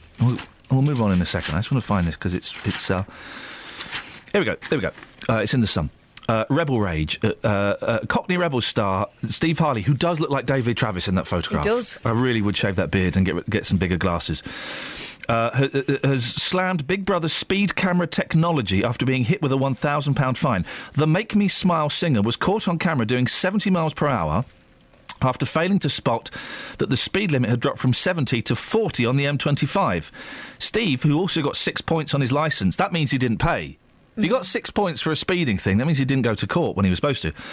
Said, I didn't see the sign. I was with my wife, and neither of us saw any warning that the speed cameras were in operation. Well... Undue care and attention, careful. There were speed cameras there. So, I always drive carefully. I'm considering an appeal. Well, tough. You got done. You got done. And you know me, Catherine. I've got points on my licence, and I get them when I kick myself, and I'm angry with the system, I'm angry with the cameras, and they go, yeah, but I was speeding. My fault. Same with car parks. You get done, well, read the rules. You've got an hour and a half, you've got 2 hours, or 120 minutes, then... 08459 455 555. Am I being a little bit harsh? Across beds, hearts and bucks. This is Iain Lee. BBC Three Counties Radio. Ah, OK. A Milton Keynes woman says the local dementia service's failure to act allowed her husband's condition to spiral out of control. June Stratford-Williams had to call the police to restrain her husband, Nick, despite asking the community dementia service for help weeks before. It was only after Nick was sectioned that he was found to have been suffering with an infection that could have been making things worse. Well, on the line now, Linda Barnes from the Alzheimer's Society. Morning, Linda. Good morning. What is the community dementia service? Sorry, say that again. Sorry. That's right. What is the community dementia service? Well, honestly, here, and I don't know the term community dementia services. There are a number of services that do operate across Milton Keynes, unless she is talking about the local authority in any way. But unfortunately, I can't sort of answer how the service has failed her in any specific way. Really, I can't talk about the specifics. No, I wasn't. I was just asking you to if you knew what that was. No, I don't know that term. I know we run local services there, and I know there will be services through the memory service and also through the local authority and other organisations. How difficult is it for someone to care for someone with dementia at home? Oh, I would say it's very difficult for someone to care for someone with dementia at home. They go through all kinds of stresses and emotions, and they're there 24/7. So it's about how carers get the support they need. That's what we find, is more important. Many carers find, just having someone to talk to about the situation can help, and also, they also need to look after their own house as well, because often, carers are elderly themselves, and they need to think about how they're looking after themselves. So the carer will worry if they get ill as well as caring about their loved one. What sort of options are open to a partner if the person with Alzheimer's or dementia starts to get uncooperative, or in the worst case scenario, starts to get violent? Well, I think what people need to understand is what's causing that pain, or that anger or that aggression. It's about how we understand that, because the aggressive behaviour often being shown by someone with dementia is because there's something wrong, but they can't communicate. So it's about how we can learn to communicate with them. So what they're trying to do is saying, there's something wrong with me, you're not listening to me. It's a bit like a child, I suppose, when you've got children. Often they can misbehave because you can't understand what they're trying to say to you. So it's about having that, helping carers to understand and finding a solution. How much is of a problem is lack of resources in this area? Because it's a growing problem, isn't it? I think, it's a growing problem everywhere. So, and also, I think everybody's trying to do their best. But I think what we need to ensure is happening is people are actually getting a diagnosis, then they can go on and get the support that they do need. I think that's quite important. As to, how often this type of situation happens, there's no statistics around this, so that when people need help, if they're not going to get the right help, we haven't got any information about that. But we know that often carers will reach crisis point when they can't cope, and they're alone. Linda, I appreciate your time this morning. Linda Barnes from the Alzheimer's Society. Call 08459 455 555. BBC Three Counties Radio. Who's dicked around with my headphones over the weekend? I'm going deaf in here, and when you press it when I'm pressing it, the tinnitus goes up another notch. Have you got some texts for us, Catherine? I've got a couple here. Was the parking guy you had on in the news Bruno from the Ali G show? I've got no idea. No, he was a South African. He wasn't a German. No. I think that's who you're referring to. Bruno was Austrian, anyway. Oh, was he? Yeah, I think so. Sorry. Sorry. I dumped a bird from Hitchin, says Gabby. There we go. I dumped a bird from Hitchin. Because she put a deposit on a wedding dress. Oh, blimey. Gabby from Hitchin. I'm 45 this year and still not married. Gosh, at what point do you put that deposit down? Yes. I'm guessing maybe after about... Oh. How long have you been together, Gabby? Can I just say, solidarity to my brother Jonathan Vernon Smith. Solidarity, brother. I'm with you on this. Every Monday. What's going on? He's sent... Every Monday, we have to come in and rearrange our studios to the way we like it. And it's, boy oh boy, it's time we stood up and spoke up. Well, perhaps if you know it happens every Monday, you should come in a little bit earlier. Well, no, because now someone's messed around with my headphones. I'm going... you can't talk to me because I go deaf, which in many ways is a blessing. It's, Oh. Sorry? 08459 455 555. Let's get the trav. Travel news for beds, cards and bugs. BBC Three Counties Radio. There's been an accident on the M11 southbound between junction 9 for Saffron Walden and 8 for Bishop Stortford. So that's it. Matrix sign is set to 40 miles an hour there. It's very slow and busy. On the M1 southbound, it's looking very slow between junction 11 for Dunstable Road and 9 for Redbourne. And the M25 anti-clockwise is very busy between junction 17 for Maple Cross and 16 for the M40. In Hillingdon, it's stop-start on the A40 westbound towards the M25 from Hillingdon Circus, between Hillingdon Circus and the Sweetleys roundabout. We'll have more news on that if it's because of a problem like a breakdown. On the A1 southbound, there's a lane closed because of an accident between the Sainsbury's roundabout. It's causing queues southbound from the Sandy roundabout. And also it's looking very busy on the A1 southbound around the Black Cat roundabout with the roadworks there. On the trains, Thameslink have possible delays from Bedford because of a train that's broken down, but London Underground are accepting tickets. Samantha Braff, BBC Three Counties Radio. Thank you, Samantha. And thank you, Jonathan, who's come in and he's fiddled with me knobs, and I think he's straightened me out a bit. And he smells absolutely wonderful this morning. 7:15. It's Monday, the 19th of January. I'm Iain Lee. These are your headlines on BBC Three Counties Radio. A woman from Milton Keynes wants to know why her husband wasn't given the right care for his dementia after the police were called to restrain him. Private companies are being criticised for sending out parking fines to motorists, which look like official penalty notices. And religious leaders from the Muslim community have called for unity at a march in High Wycombe. BBC Three Counties Radio.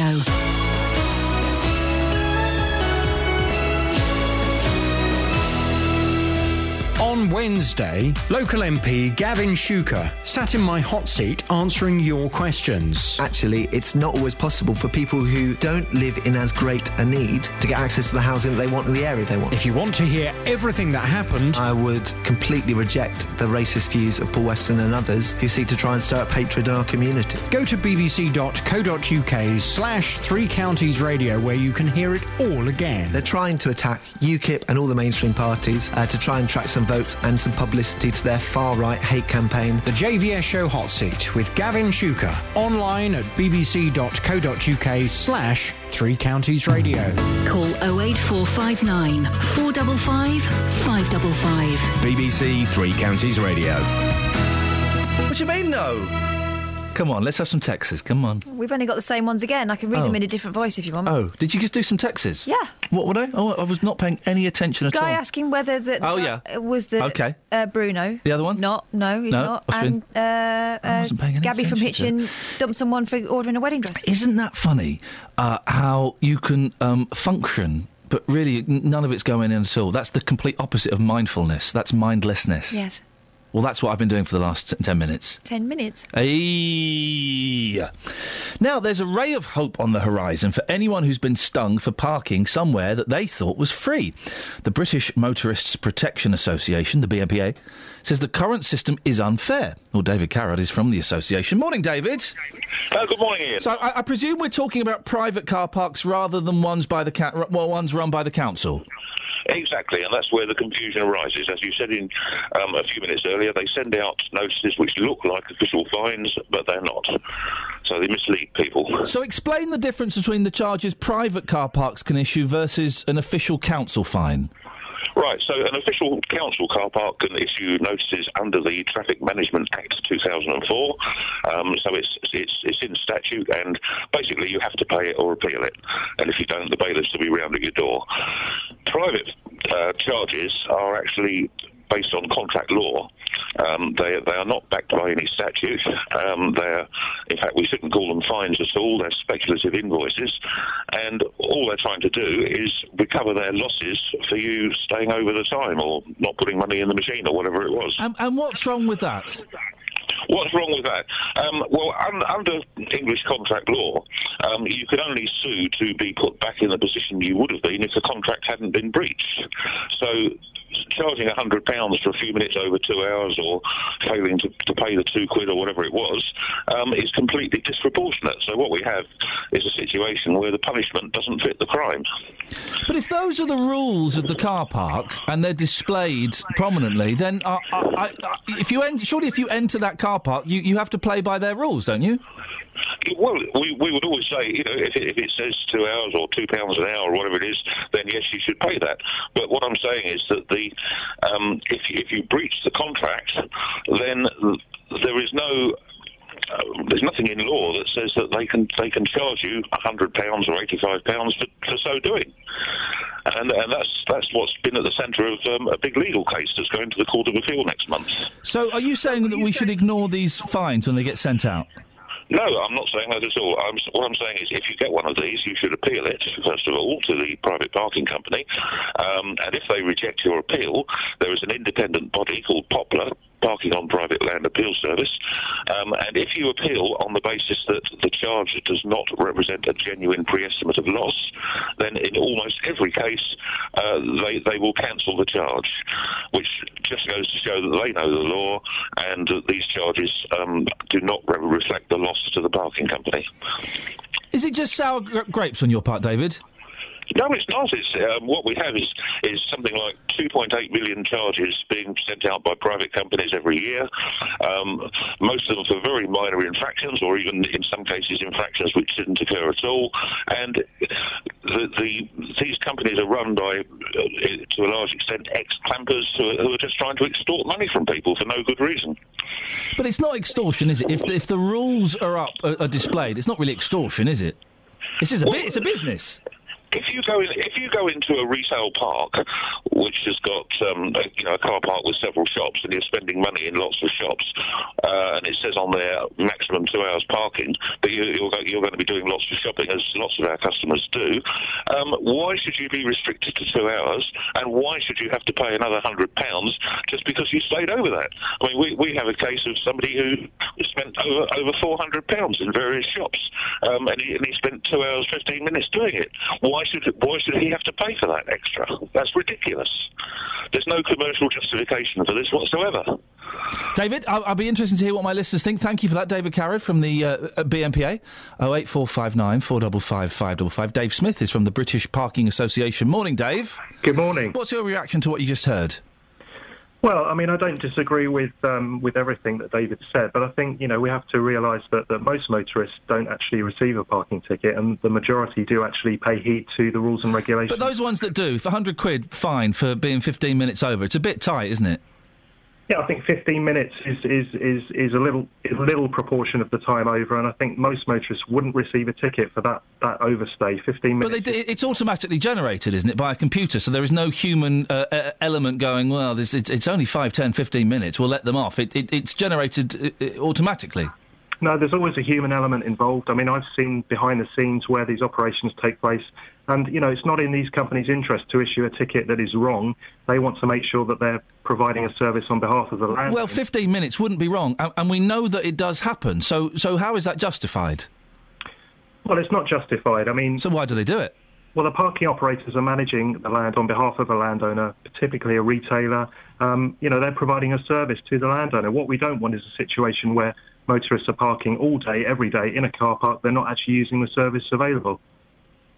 But you still not quite answered the question. Why is it fair to fine someone £100 for being 15 minutes over when they've spent a few £100 in the shop? Well, I mean, it's not always £100. I mean, there are guidelines in place, and we recommend that the maximum charge is £100. Okay. Typically, it's around 80, 75, and then there's a discount as well to 40%. If people feel that the ticket is unfair, they can appeal that ticket. I'm going to ask the question one more time, Dave, because maybe you're not hearing. Why do you think it's acceptable to fine people up to £100 if they're 15 minutes over their limit? Well, it doesn't happen in the majority of cases. Well, it does happen, though. We know it happens. We've just spoken to someone who has instances of it happening. So why do you think it's fair? Well, if it isn't fair, Ian, then people should appeal that ticket, and there are processes in place to allow them to do that. Why do you think it's fair? I don't think it's fair that should happen. It's unfair. So you're from the British Parking Association. You're saying it's unfair that people who are 15 minutes over the limit should be fined £100, up to £100. It simply isn't the case in the majority of instances. No, but it happens, and you just said it's unfair. It happens in a minority of cases. Is it unfair? It happens, but it isn't. It isn't the norm, and it isn't something. Okay, those minority of cases it happens. Is it unfair? That's for the appeal service to decide. Well, no, you're from. You can give me your opinion as someone from the British Parking Association. Is it unfair? Well, there are so many different instances that... OK, here's an instance. Someone has parked for 15 minutes longer than they should have done. They get a fine of, let's say, £80. Is that fair? As the current situation stands, that is what motorists will have to contend with, and they should appeal that ticket. Is it fair? Is it fair? Ian, it's not for us to decide. It's for the appeal service. Well, you did just say it was unfair a minute ago, and you seem to be backtracking. Well, no, I'm just thinking about what I said, and you're regretting it. My opinion. So you thought it was unfair, then you've reconsidered it, and now you think it's fair. No. You're twisting my words, I'm afraid. Okay, well, you did say it was unfair. That's not a twisting. That's what you said. I think what I'm saying is there's a process in place for any motorist who wants to appeal a ticket. Right. And it's for the appeal service to decide whether that ticket issued was fair or not. OK.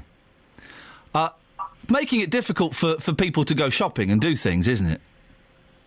Well, no, I think we've got to think about the landowner here. The landowner is providing a service for the motorist, and what we don't want is a situation where the cost of that charge is £10, £20, and therefore the motorist says, well, I'll just park here all day then, and I'm happy with that cost. Yeah. It's a nice little earner, isn't it? I don't think so, no. How much do these companies make? Parking is never free, Ian. We have to realise that. How much do these companies make, Dave? Well, it varies. It varies. Well, go on, give us an example. I don't know. I mean, I don't know the financial figures of all these companies. That's not the way we operate. We're a membership association. Right. Because private landowner isn't going to do it for free, are they? Parking It's a business. Well, I think the misconception is that parking is free. A free parking space costs money. It's the cost of providing that service. How much does it cost? It depends. It depends on what the operator says that it costs. What about this thing we've heard? That if you get one of these, they're not enforceable by law. Well, I mean, they have to justify their costs to us. Are these fines that sent out by these private parking companies, are they enforceable by law? They're not enforceable by law. So then why would anyone want to pay them? Because they're parking in a car park. Right. They're agreeing to the terms and conditions in that car park, which are clearly set out in signage at the entrance to the car park and throughout the car park. Those guidelines are in place, and they should be adhered to. But if it's not legally enforceable, and thanks for telling everyone that, Dave, because that certainly is going to help a lot of people, then you get one of these fines through the letterbox, you might as well just rip it up. If they can't enforce it, no one's going to pay it voluntarily, are they? Well, they can be pursued by the parking company. But if it's not legally enforceable, then what's that pursuance going to do apart from be classified as harassment? Well, no, it's not harassment. I mean, if they've agreed when they park in that car park to abide by the terms and conditions, then they're agreeing in a contract. You've just said it's not legally enforceable. What I'm saying is legislation doesn't exist on private land in the So it's not legally enforceable? Well, no, there is no legislation that exists. So don't pay it then. What we would like to see is for government to regulate private parking. Wow. One final question, Dave. If someone is 15 minutes over their limit, is it fair they should get an £85 fine? It depends on the circumstances of that particular parking act. Dave, thank you very much indeed. That was Dave Smith from the British Parking Association. Tony! Hello, Ian. Morning, Tony. Dave, I'm sorry, but he's either ate too many Rice Krispies this morning or he's living in a dream world. I can give you some prime examples about private parking companies and the scaremongery that they use to try and get people to pay the tickets. You've got 40 seconds to tell me some scaremongery. Right, OK, first of all, they do fine you. I know for a fact of someone that was 6 minutes late leaving a fast food restaurant, policed by a certain company. The threatening letter was, it was £50, it was a £100 fine, but 50 if you paid up. However, if you took it to Poplar as a dispute, then the charge goes up. So scaremongery tactics straight away. They also use underhanded debt collection agencies, which suddenly put it up from £100 to £250. If you ignore the letters, then they'll come back with another one saying, how about £125? Just ignore it. Dave, thank you very much indeed. That's Dave's advice. We're not giving any advice on this, but... sorry, that was Tony's advice. Dave Smith from the British Parking Association said they are not legally enforceable. Well, where does that leave us? He did answer the question, then he backtracked from the answer pretty sharpish. He did it a few times. We'll get him back if he ever fancies coming back.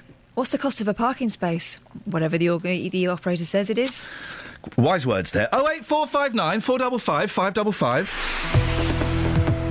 Travel news for beds, cards and bugs. BBC Three Counties Radio. On the M11 southbound, there's a lane that's been blocked by an accident between junction 9 for Saffron Walden and 8 for Bishop Stortford. That's involving 2 vans and 2 cars. So the speed restrictions have been set to 40 miles an hour past there. On the M1 southbound, that's looking very slow between junction 11 for Dunstable Road and 9 for Redbourne. And having a look at the M40 on the cameras towards London, it's very busy between junction 4 for the High Wycombe Handycross roundabout towards the M25. On the A1 southbound at Biggleswade, there's a lane closed just before the Sainsbury's roundabout because of an accident, and that's causing queues southbound from the Sandy roundabout. We're being told that should be closed for most of the day for barrier repairs. In Bedford on the A421 eastbound, it's very busy between the A6 and High Road, and on the trains there are possible delays on Thameslink services from Bedford because of a train that broke down earlier, but tickets are being accepted on the London Underground. Samantha Bruff, BBC Three Counties Radio. Thank you, Samantha, but the question I want to know is it fair? Across beds, hearts and bugs. This is BBC Three Counties Radio.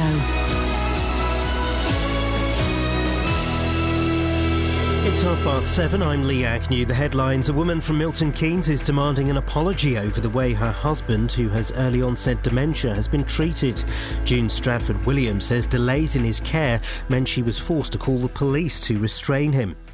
Two men will appear in court this morning charged with a rape in Milton Keynes. 23-year-old Omar Ahmed from Warwick Road in Bletchley and Glody Mackey from Boycott Avenue in Oldbrook are accused of an attack in Fishermead. Thousands of drivers are receiving unfair parking charges, according to the British Motorists Protection Association. Companies running car parks on private land aren't allowed to issue fines or penalties, but they have been sending out invoices which resemble a fine. The weather will be dry today with sunny spells, top temperatures around 4 degrees Celsius, that's 39 degrees Fahrenheit. Three Counties Sports. BBC Three Counties Radio. Watford remained 6th in the Championship after a 5-0 win at Charlton. MK Dons moved up to 3rd in League One with a 1-0 victory over Sheffield United. Dons boss Carl Robinson's hoping to strengthen his midfield side before the end of the transfer window. Once you know you can try and compete now we're looking to go and dominate games, and we can be a little bit more forward thinking and a little bit more going for the throat to an extent, and certain games trying to score more goals. So they're little key areas that will allow us to do a little bit more offensively. I still want to bring players in, obviously, in certain areas. Obviously, there's a number of midfield. We still need cover, as we showed you today. We still need maybe a wide player, and if we can bring another wide player in, I think we'll be in a very, very strong position. In League 2, Luton Town beat Plymouth while Wycombe drew with Bury. Stevenage moved into the playoff positions after a 2-0 win at York. Manager Graham Wesley says he's looking to keep his squad consistent. I'm always looking at my squad and looking to freshen it up and improve it and take it in a positive direction, always looking to do it. I think the minute that you get stale, you get complacent, but at the same time I think there's great value in having a group of lads who are operating as a team, who are becoming better organised, who are starting to understand the values that I hold dear and are starting to play to those values. So, you want consistency. You don't want to keep chopping and changing. Shaun Murphy's won the Masters snooker final at Alexandra Palace in London. He beat the world number 1 Neil Robertson by 10 frames to 2. Well, he's just hit the reds all for the best. It doesn't matter. Neil Robertson will come and shake his hand. They're great pals. And he's already been a Masters champion. But now Shaun Murphy has got the Triple Crown under his belt. He's been superb all week. And finally in tennis, Andy Murray got a straight sets win over India's Yuki Bambri in the Australian Open. BBC Three Counties News and Sport, more at 8 o'clock.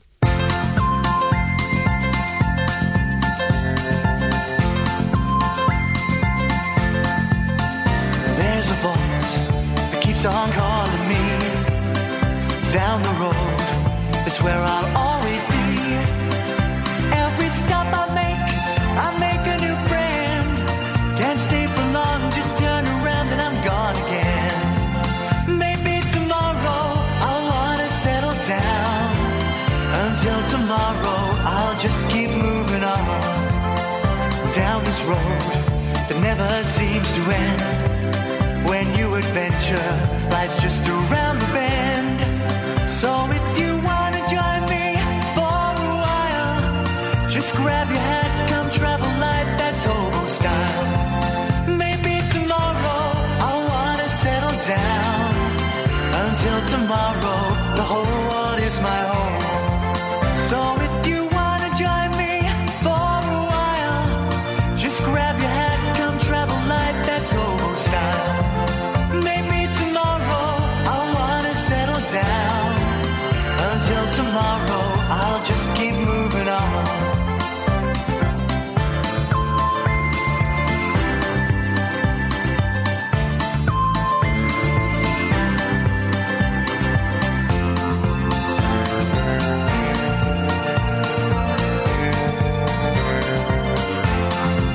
Maybe tomorrow I'll wanna settle down. Until tomorrow, I'll just keep moving on. There's a world that's waiting to unfold, a brand new tale no one has ever told. We've journeyed far, but you know it won't be long. We're almost there and we've paid our fare with a hobo song. Maybe tomorrow I'll wanna settle down. Until tomorrow, I'll just keep moving on. So if you wanna join me for a while, just grab your hat, come travel light, that's hobo style. Maybe tomorrow I'll find what I call home. Until tomorrow, you know I'm free to roll. Morning, Iain Lee, BBC Three Counties Radio. Lots to talk about this morning. We'll speak to Dealey, who is, we've given him a tough one this morning.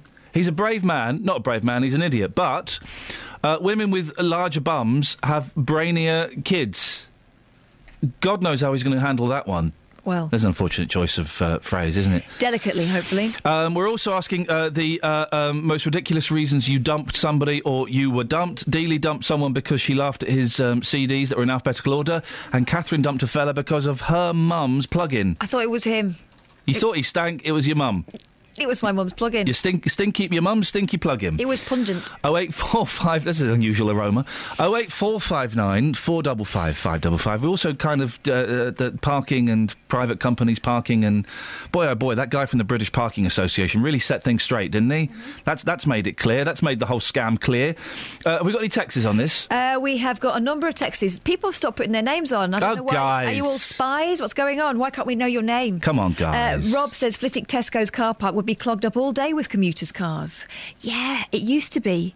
It used to be in the olden days when my family first moved there. Commuters used to park on Tesco's, and then they brought in this rule. I don't really have a massive problem with it. If that's the rule, then that's the rule. If people are just bemoaning the lack of free car parking spaces, that's a different argument.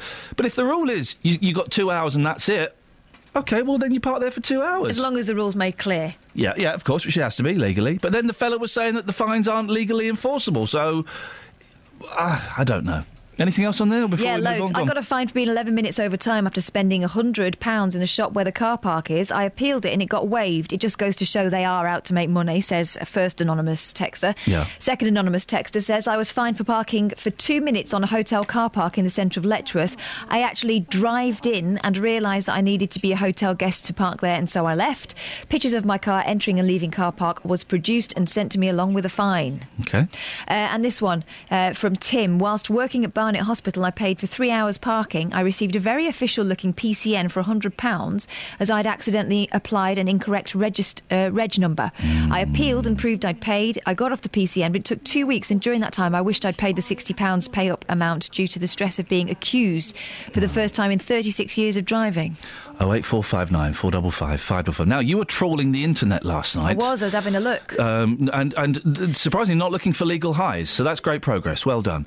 And you came across a young gentleman on Twitter. I did. One of the people I follow had retweeted this from Lee Tyler, saying that his car was dismantled by thieves today while he was in hospital.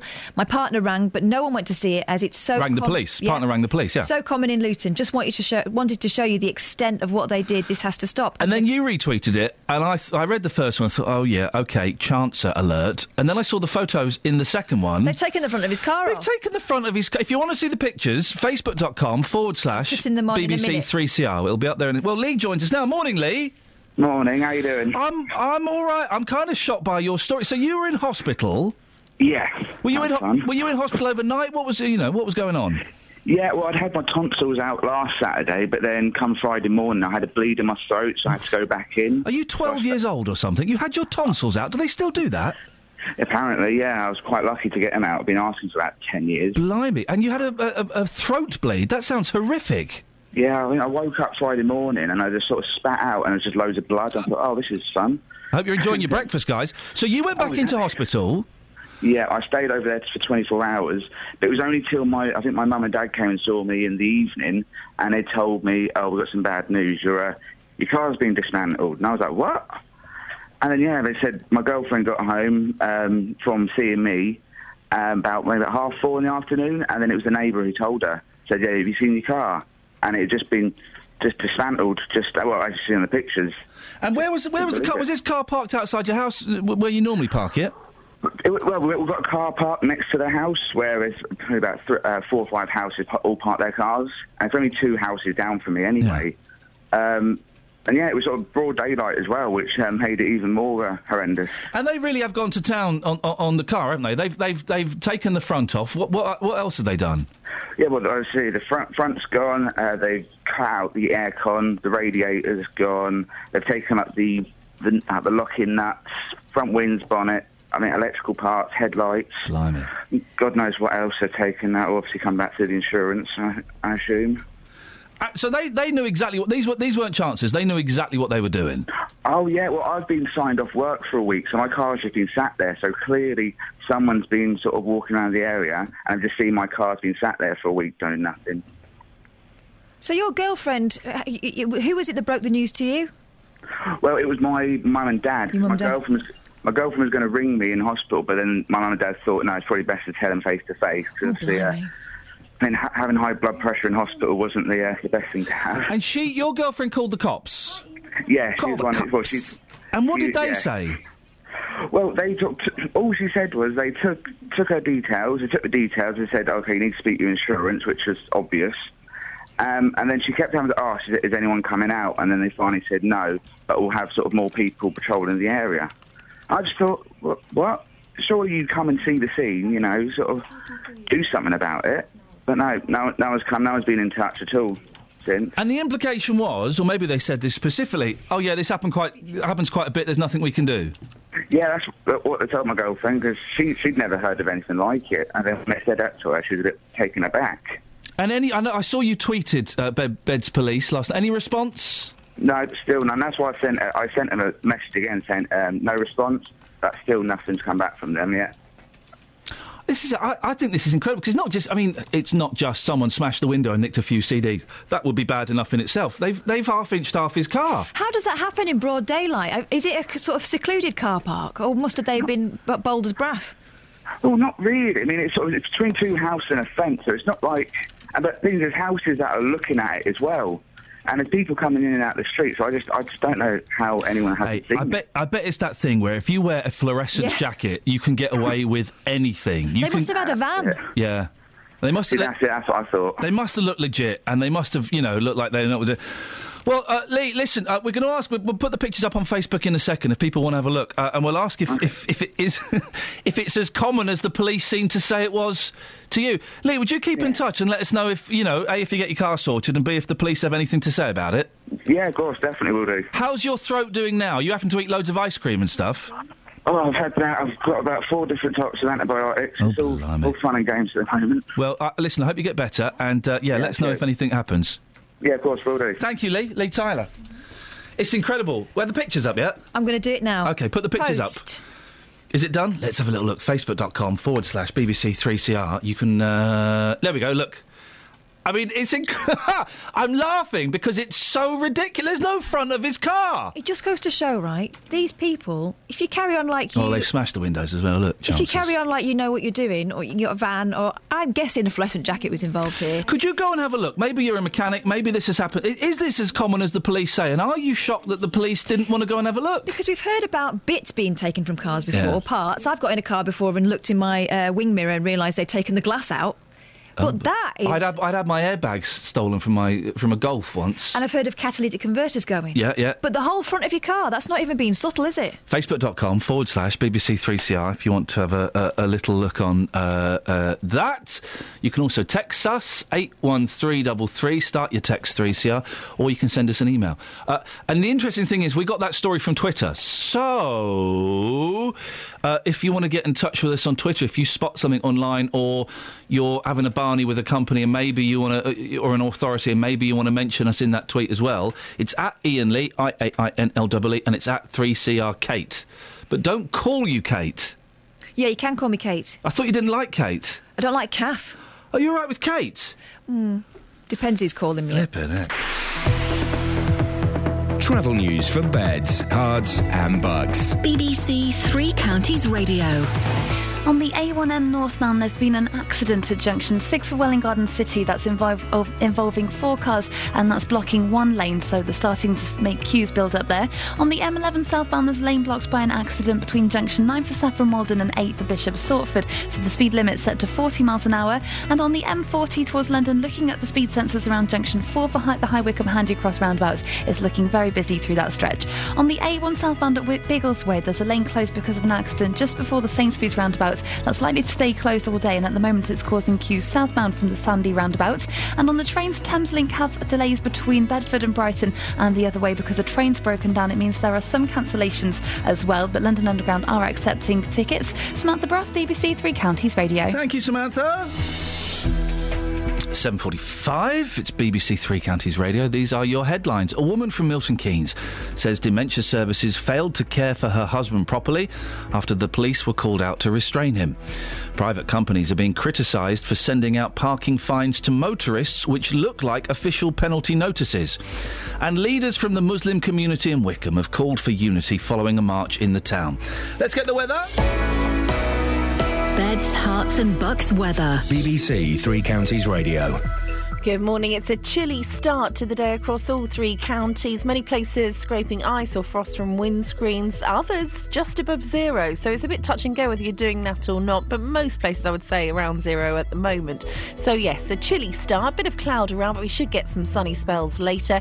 Perhaps a little bit of mist and fog around this morning as well, but that will lift. Temperatures just getting up to around 4 Celsius, so a really chilly day. Overnight tonight, bitterly cold again. Once the sun sets, we'll get a widespread frost. Again, mist and fog likely to develop, and that could freeze in turn, as well as the temperature in most places dropping down to -3. So a really chilly night, a cold start to Tuesday. Dry, bright, bit of mist and fog, though, again, could freeze tomorrow morning, leading to some quite tricky driving conditions. And then some cloud likely to thicken later on tomorrow, bringing with it perhaps maybe a wintry shower, more likely to be above higher grounds in places like the Chilterns, but temperatures up to around 5 Celsius. And that's your forecast. Every weekday from 12. We're talking to Ellis Jones about her journey, which has landed her in the arms of Youthscape. When I was 5, my dad left our family. It's your first inclination to go, oh, I must have done something naughty. Nick Coffer. I was in a really vulnerable place. The people at Youthscape, it is literally their job to show you that they love you and care about you and whatever you're going through. Every day my job's a privilege, but every once in a while it's an even bigger privilege because I get to meet people like you. Nick Coffer on BBC Three Counties Radio. Morning, Adrian. What you got for us? Morning, Ian. I received one of these parking tickets about 3 years ago. From I was shopping in an electrical store. I was in there for about 3 hours. Spent £400. Came out and got the invoice through the post, and I didn't know what to do with it. So I looked up on the internet, and I came across a video on YouTube from Watchdog with Anne Robinson. Oh yeah, I remember her. Yeah. Yeah, and she had a solicitor in, and the solicitor said if you get one, he made a paper aeroplane out of it and just threw it away. Oh. So just ignore it. Well, the thing is, the gentleman we spoke to from the British Parking Association, who struggled to answer any of the questions, he said that they weren't legally enforceable. But I know, and when Jonathan comes in at 15:15, we'll ask him. I know that more of these companies are starting to take more legal action, and I don't quite know how enforceable they are. So maybe the rules have changed since Anne Robinson's days. They might have done, yeah. But I mean, if it was only like £100 fine, it would probably cost them more to pursue you to actually pay it. Adrian, thank you very much. Daniel's on the line from Hemel. Morning, Daniel. Morning, Ian. What you got for us? About 6 months ago, or maybe a year, I had a similar situation. I parked in Harpenden on an industrial estate on a Sunday. Yeah. And about 2 weeks later, I received a PCN notice for £75. Yeah. And it had a picture of my car on it. And I looked carefully at the wording, and it didn't say penalty charge notice. It said parking charge notice. Sneaky deaky. So I thought, that's a bit suspicious. So I ignored it, and then they sent another one for 150, which I ignored. Then they sent another one saying the bailiffs will be round within 72 hours. Nobody turned up, and then they reduced it down to £45. Oh, discount. Which I ignored. Late payment discount. I like. I ignored that, and it's gone away. Nothing's happened. Were you with nerves of steel, Daniel? Because I think my resolve would have cracked slightly.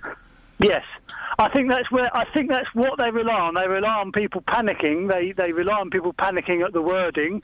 The other interesting thing I found out was that they'd issued that ticket to the registered owner of the car, not the person that was committing the offence. Oh. Which, of course, in a public car park like a council, you would get the fine instantly on your windscreen. Daniel, thank you for that. We'll ask Jonathan when he comes in. He knows all this stuff.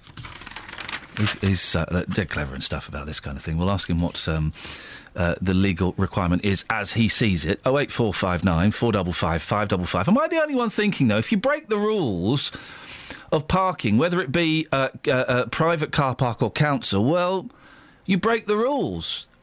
I've never had one of these private ones, but the number of times I've had a council car parking fine, and it's because I've done it wrong, or I've gone 2 minutes over, and it's only 2 minutes. Flippin' heck. Well, yeah, it's 2 minutes. You've gone over it. Tough. It's tough, isn't it, Ian? No, it's not tough at all, Ian. Oh, go on, Ian. It's people like Tesco, isn't it? These people, they swallow up all this land near, for instance, Flitwick Railway Station or Sainsbury's next to St Albans, and then they think, and then clever people or people who use their house think, I might as well park in there because they can't do anything, and then they try and intimidate you and, like I say, harass. It is better though than a couple of years ago when if you did park on private land, they could come and clamp you and then take your car away. And This is the equivalent of clamping, isn't it? Because you can't clamp anyone anymore. You can't clamp anyone anymore. And a colleague of mine, his mum, paid £760 to get the car out of a compound. Hi, Chihuahua. Now that was luckily that was made illegal, so it's better than it was before. But now they've realised that they can't actually do anything. So all it is scaremongering, trying to scare people. And there's so many law-abiding and people with consciences in the country that they'll pay these fines. Let's call them fines. My wife got a parking ticket when we used to live in this flat, and you could park on the pavement. And she got a parking ticket for parking on the pavement, and she was going to pay it. I said, no, you're not going to. We park here every single day. We're allowed to park here. And so she appealed it, and she said, I want photographic evidence. The first picture they sent her was of a different car at a different time of day in a different part of London. Exactly. And so she then said, I want a proper picture. And they sent her a picture of her car, but it was parked legally. But she was so anxious about the whole thing, she paid it. She paid it. That's what people do. People need to listen to this. If they get one of these, do not pay it. Look at Waitrose. What they're doing now is if you spend £5, you don't have to pay parking, and you've got some bloke on the gate on the way out. If you don't spend £5 and you're trying to make your way out, what's he actually going to do? Is he going to physically stop you? Well, yeah, but what are you going to do? Are you going to do a Dukes of Hazzard through the barrier? I'm just going to go straight through the barrier. Ian, thank you very much indeed. Can we put that out as a phone-in? Have you ever driven through anything? Let's start with. I'd love it if you've driven through a barrier, Dukes of Hazzard style. That would be awesome. 08459 455 555. A long shot. Have you ever driven through a barrier, a fence, a wall, a bush, a river? On purpose or by accident? Either. I'm happy with those. Hey, we've had a phone call from an anonymous caller. Ooh. An enforcement agent. The DEA. He says legislation on PCNs cannot be enforced as they're on private property. Council ones are enforceable. OK. I will only believe that when I hear it from the lips of JVS. When he comes in at 15:15, I will ask him, because that's the only person I trust on these matters. I think the problem is that as the BBC, we can't tell people to risk it for a biscuit. To do what, sorry? Risk it for a biscuit. OK, now we're not allowed to give advice or have opinions, but in my opinion, you should just rip them up. I'm joking. I don't know. Don't listen. I don't know anything about anything. Don't ask me anything. Who invented Tipp-Ex? Mike Nesmith's mum. So you do know some stuff. I know that. Have we got any texts? Yeah. Before I look at the papers. Do you want me to tell you them? Yeah, go on. OK. Don't have to if you don't fancy. I will. Right. Last week, a family friend parked their car on the drive at night, and the following morning found the bonnet, wheels, front and rear bumper missing. Hey. They had CCTV and saw two men in balaclavas stealing them, taking only a few minutes. The police advised them there is a gang currently stealing these parts around the area. That's from Mark. Go and have a look at facebook.com/BBC3CR. We've got the pictures of Lee's car. Lee's a bloke who, he was on Twitter having a whinge at Bedfordshire Police because he'd had the front of his car stolen. Literally the front of his car. They'd smashed in and nicked stuff as well. And Beds Police went, well, OK, here's your crime number. Really? Is that, first of all, have you seen this happen before? Because they seem to imply it happens quite a lot. 08459 455 555. Secondly, are you surprised by Beds Police? Thirdly, have you ever driven through anything?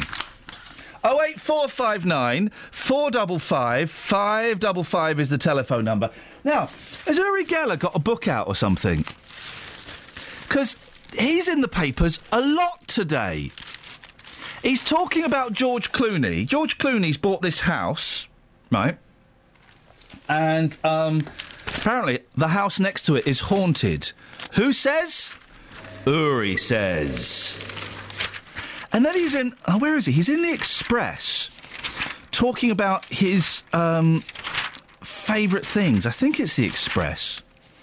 And one of his favourite things is John Lennon's egg. John Lennon's egg. Iain, it's John Lennon's egg. Oh, he's gone. We've done Iain, I think. 5 things I can't live without. He can't live, Mick, without John Lennon's egg. Mick? Mick? You there, Mick? Mickey. Hello? Mickey? I thought he was calling me Vic. Vic? Is Vic there? Yeah, Mickey speaking. Hello, Mickey, you all right? Yeah, not bad, thank you. He can't live without John Lennon's egg, Vic. Well, I don't know about that. No, you don't know about that. All right, Mickey, what you got for us? Long short of it is, I am for all my sins, I am a court enforcement agent myself. Beautiful. And I just wanted to confirm that the previous person that left a message was correct. A privateered ticket enforcement agency has no legal jurisdiction. However, a court or a council-issued ticket, they can clamp, they can remove, and they can pursue it legally. So you do need to make sure, because I come across this a lot, people saying, oh, you don't know what you're talking about, you've got no jurisdiction. I will quite simply clamp and remove their car. So you do need to be careful before you decide to avoid these tickets. When was so the council ones you have to pay and they can enforce, the ones the private ones they can't enforce. That's correct. When was the last time you clamped somebody's car, Mickey? Friday. And because oh God, I bet they were in a terrible state. Well, they haven't called yet. It's usually the case. To be honest with you, mate, you'll get sent for a ticket in the post for about 35 quid. Yeah. You'll ignore it. You'll get another one for 80. You'll ignore it. You'll get a knock on the door. You'll tell them they don't know what they're talking about. Yeah. Then your car's been taken. You're too embarrassed, so you keep your mouth shut. What are some of the best excuses you've heard? Because you must get a lot of flannel. Oh, mate, people will receive in excess of 5 or 6 letters prior to me attending, and the stories that you hear are rubbish. You know, you just got to try and ignore them whilst trying to be polite. But ultimately, no, you're wrong. And be honest, right? You quite enjoy putting a clamp on someone's car, don't you? I enjoy my new Sony 4K TV. Mickey, thank you very much indeed. Travel news for beds, cards and bugs. BBC Three Counties Radio. On the A1M northbound, there's been an accident at junction 6 for Welwyn Garden City involving 4 cars. So that means a lane's closed and it's starting to queue. On the M11 southbound, there's a lane blocked by an accident between junction 9 for Saffron Walden and 8 for Bishop Stortford. And there's a 40 mile an hour speed limit through there. And the M1 southbound, looking at the speed sensors between junction 12 for Flitwick and 11 for Dunstable Road, is looking very busy at the moment. In Biggleswade, there was an accident earlier on the A1 southbound at the Sainsbury's roundabout. So that's causing southbound queues from the Sandy roundabout. And also it's looking very busy on the A1 southbound around the Black Cat roundabout with the roadworks that are there. In High Wycombe on the A40 London Road, that's starting to get quite busy in both directions. And on the trains, Thameslink have possible delays between Bedford and Brighton because a train's broken down. And having a look, the 807 service from Luton to Bedford has been cancelled. Samantha Bruff, BBC Three Counties Radio. Thank you, Samantha. Best, worst reason you have been dumped or you dumped somebody. What have you driven through? 08459 455 555. Local and vocal across beds, hearts and bucks. This is BBC Three Counties Radio.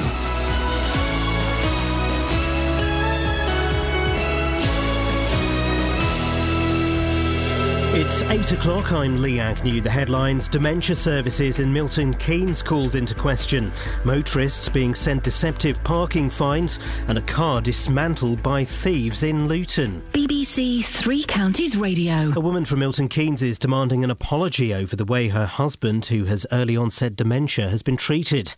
June Stratford-Williams says delays in his care meant she was forced to call the police to restrain him.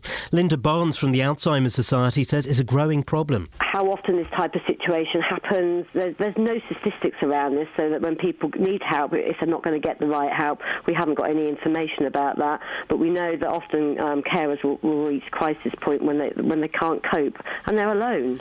Police are appealing for help to catch a man who sexually assaulted a woman in Newport Pagnell on Friday evening. The 34-year-old woman was attacked in Cross Street at about 9:30. The offender, who was white and around 25 years old, was wearing a Superdry jacket. Thousands of drivers are receiving unfair parking charges, according to the British Motorist Protection Association. They say companies running car parks on private land are sending out letters which look like official fines when they're not. But Dave Smith from the British Parking Association says rules are needed to stop inconsiderate parking. The parking operators are managing the land on behalf of a landowner, typically a retailer. They're providing a service to the landowner. What we don't want is a situation where motorists are parking all day, every day in a car park. They're not actually using the service available. The consumer group Which claims many people are paying hundreds of pounds more than they should for dental care. It's launched a campaign to encourage dentists to give clearer information. Eurostar trains are still delayed this morning after a lorry fire in the Channel Tunnel at the weekend. It was shut again yesterday morning when an electrical fault was detected. John Keefe from Eurotunnel says repairs aren't going as fast as hoped. The works are being done 20 kilometres out from the coastline and also 100 metres below the seabed. So moving equipment in and out is something that takes a lot of time. When the tunnel was handed back to us later than we had originally expected, that of course pushes all of the work back consequentially. A man from Luton has had the entire front of his car stolen. Lee Tyler's car was dismantled by thieves outside the front of his house while he was having an operation in hospital. He says they knew exactly what they were doing. Front's gone, they've cut out the aircon, the radiator's gone, they've taken up the lock-in nuts, front winds, bonnet, electrical parts, headlights, God knows what else they've taken. That will obviously come back to the insurance, I assume. In sport, Shaun Murphy has won the Masters snooker final at Alexandra Palace in London. He beat the world number one Neil Robertson by 10 frames to 2. And the weather will be dry today with sunny spells, top temperatures around 4 degrees Celsius. That's 39 degrees Fahrenheit. You can get the latest news and sport online at bbc.co.uk/3 counties. I'm being eaten by a boa constrictor. I'm being eaten by a boa constrictor. I'm being eaten by a boa constrictor. And it goes like this. Oh no, it's swallowed my toe, it's swallowed my toe. Oh gee, it's swallowed my knee, he swallowed my knee. Oh heck, it's swallowed my neck, it's up to my neck. Oh dread, it's swallowed my... It's a true story. Morning, Iain Lee, BBC Three Counties Radio. Lots to talk about this morning. Best and worst reasons for being dumped or doing the dumping. What have you driven through? Oh, and loads of other stuff. Across beds, hearts and bucks. This is BBC Three Counties. When I was, I just remembered this story. When I was at my dad's funeral, right, I didn't know my dad particularly well, but when I was at my dad's funeral, you get to meet lots of people who knew lots of... It's funny meeting someone who knows your dad better than you and knows you because you've been talked about a lot.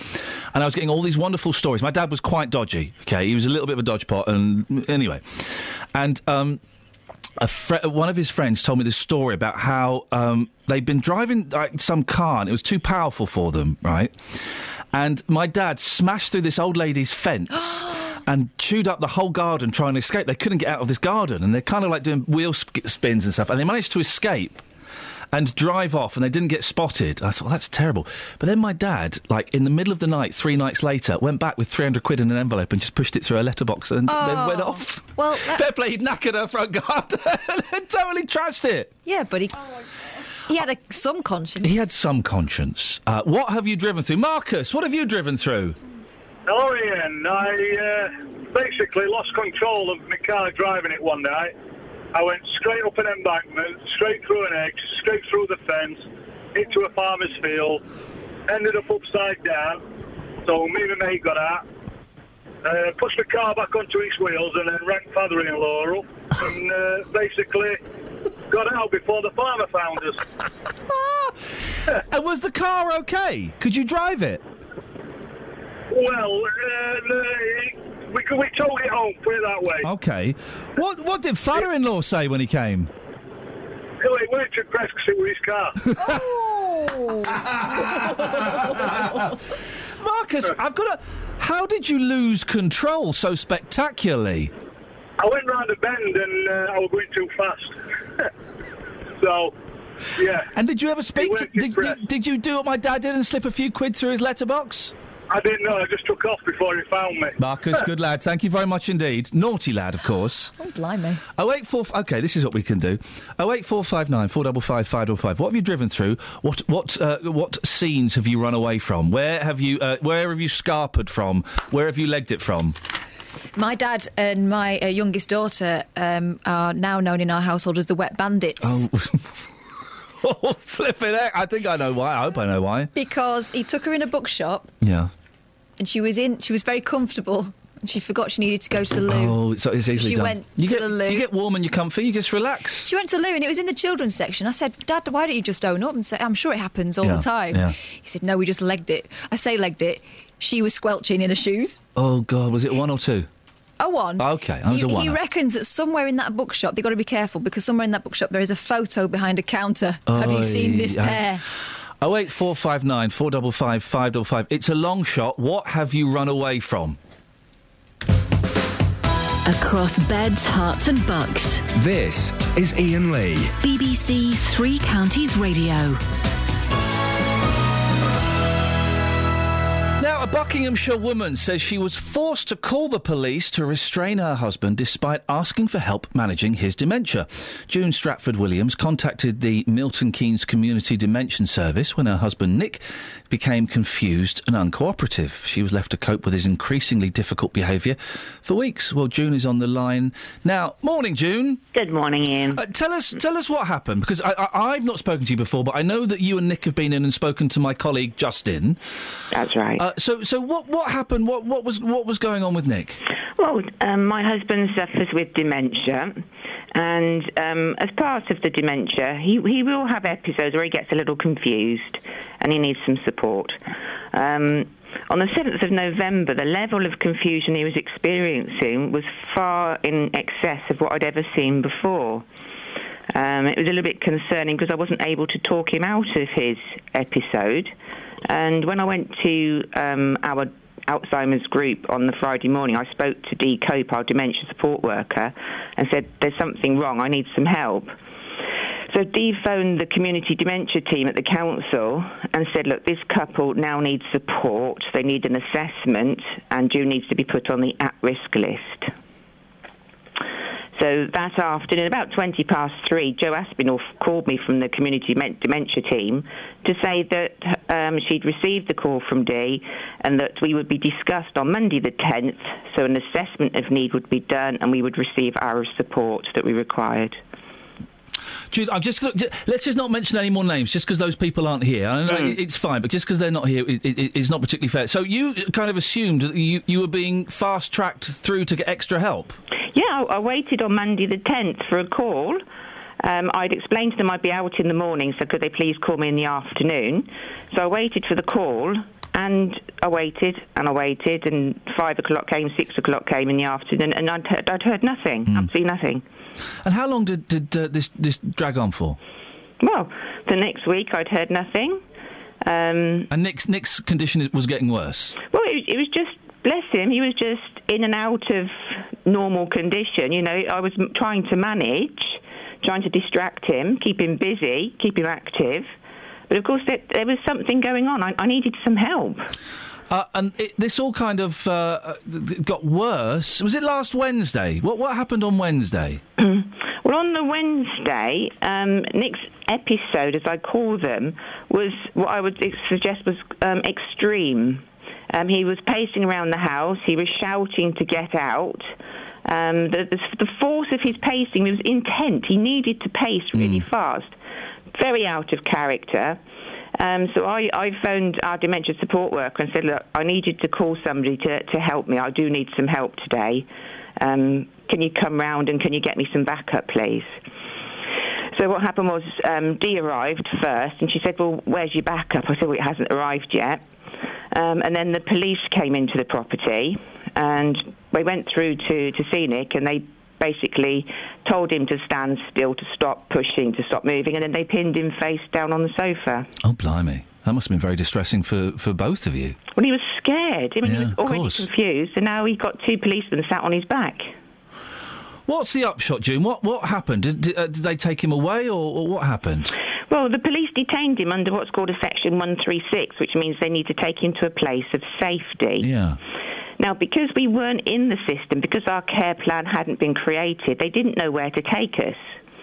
So we ended up going to the Campbell Centre in Milton Keynes, which is like a acute inpatient mental health unit who are not trained to deal with Alzheimer's or dementia patients. And were the police right in pinning him down, do you think, June? Well, I don't think they understood that he wasn't violent. Yeah. He wasn't a danger. He was just extremely confused. And, he needed somebody to talk him out of that. And it turns out he had... Now, was it a bladder infection he had? Well, I was told by the consultant that he was treated for a urinary infection. Yeah. On the discharge, they put it down he was treated for pneumonia. Oh, OK. Right, well, that's good. Because if it was... But my mum's had urinary infections, and it's incredible the effect it has on people's mental state, isn't it? Well, even more when somebody already has Alzheimer's. Oh, yeah, no, it's absolutely... Because it sounds quite, nothing, but it is incredible. It can be very distressing for the person who's got it, and very confusing. What would you like to see happen now, June? Well, this can't happen again. The council dementia team haven't been in touch with me recently. They contacted me on the 16th of December, over a month later, to apologise. They didn't respond to a letter from the Alzheimer's Society saying they were disappointed that the council hadn't done anything. What happened? We've got a statement. They weren't prepared to come on the show. We've got a statement from Lorna Payne. Oh, right, yeah. Divisional Director of CNWL, who managed the Community Dementia Service. Uh-huh. It's really long. It says these services should be seamless and comprehensive. Sometimes things do go wrong, and the purpose of an investigation which they're carrying out will make this not happen again. We will provide an explanation and a plan to Mrs. Stratford-Williams. Have you heard anything yet? Nobody has contacted my phone, letter or email. We hope that... Oh, OK, well, then this makes the next line even more interesting. We hope that Mrs. Stratford-Williams will work with us to help iron problems out for her husband and herself, but also for other people too.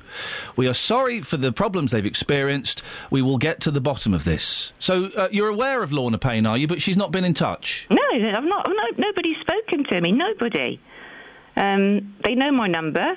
They know I'm at the Campbell Centre, and they've not visited, they've not phoned, they've not emailed. Am I right? Am I right that the Campbell Centre is really high security? Well, obviously, some of the patients in there need security because they're not very well. There's some. It can house criminally mentally ill people. Is that right? Yeah. And your husband's in there. I'm sorry, I've just got that from Paul Scoins, the political reporter, who's just emailed me. The Campbell Centre is for the criminally mentally ill. It's super high security. How do you feel about your husband being in there? Well, first of all, he shouldn't be there. Second of all, I am concerned about his safety. And thirdly, they've already been tasked under a previous CQC report that there were inadequate systems in place to ensure that staff responded appropriately if a patient was unwell. They're not trained to do this. They don't know how to deal with a dementia patient, and Nick's health is suffering. Right, June, listen, can you keep in touch with us? Maybe we can give you a call in the next day or two, just to see, first of all, if this Lorna Payne or one of her staff has got in touch with you. Yeah. And also just so we can keep an eye on Nick and how he's doing. Wonderful. Is that all right? Thank you so much. We will call you... We'll get someone to give you a call tomorrow just to check up on you. That's lovely. Thank you so much, Iain. June, thank you for your time. He's in a psychiatric unit. There's the story. Thank you, Paul, for that. Paul Scoins, political reporter, just emailed, my understanding is the Campbell Centre is for the criminally mentally ill. It's super high security. He's got Alzheimer's and a urine infection. He's in a centre for the criminally mentally ill. My gran had a urinary infection once. People assumed she had dementia. She didn't. My mum had it a few times, and boy, it's so upsetting to see because they go off to a completely different place. Exactly. Hallucinations, auditory hallucinations. But I wonder how many elderly people are allowed to just drift off into that because they make this assumption that they've already got dementia. My gran didn't have it, and you imagine that on top of Alzheimer's. Let's give this what's her name, Lorna Payne, who claims that she is going to be working with Mrs. Stratford-Williams. Let's give her today. It's Monday. It's been the weekend. This happened last Wednesday. Let's give her today, and then we will give a call to June straight after the show tomorrow to make sure. This is your hint, Lorna Payne, to make sure that Lorna's been in touch and that June's is being investigated, and to see when they're going to get Nick out of there. That statement suggests that will happen today. So let's sort it out. Travel news for beds, cards and bugs. BBC Three Counties Radio. On the A1M northbound, there's been an accident at junction 6 for Welwyn Garden City. That's closed to lane and it's queuing in that stretch. On the M25 anti-clockwise, it's very slow between junction 20 for Kings Langley and 16 for the M40. And having a look at the CCTV on the M1, the road surface is looking quite shiny, so whether that's water or ice, take care.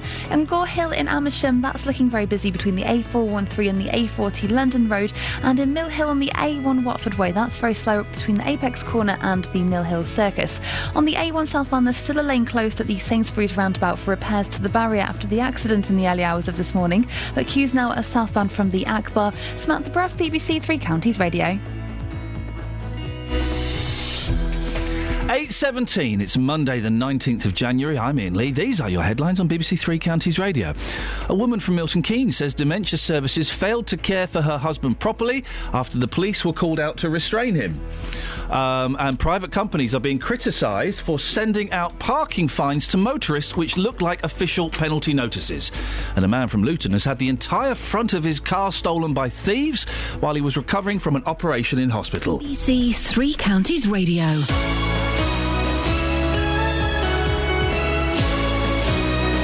Jonathan! Morning, boss. You're right. You've gone for the same look as me today. Look, I've gone for a double T-shirt. Hang on a minute. I'm doing it in the style of. Here we go. A student. You're doing it in the style of a homeless.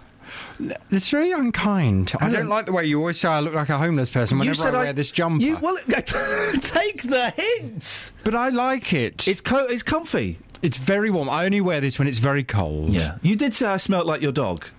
Yeah, well, that was a nice one. Oh, by the way, I've got a funny story to tell you about the smelling my dog. Oh, yeah. I went out... I've got two funny stories, actually. I went to buy my dog a new bed. Oh, because she's getting too big for her existing bed. So, they grow quickly, don't they? Yeah, so I took her to the shop. It was a lovely shop in Hemel Hempstead, actually, to go and buy this dog bed.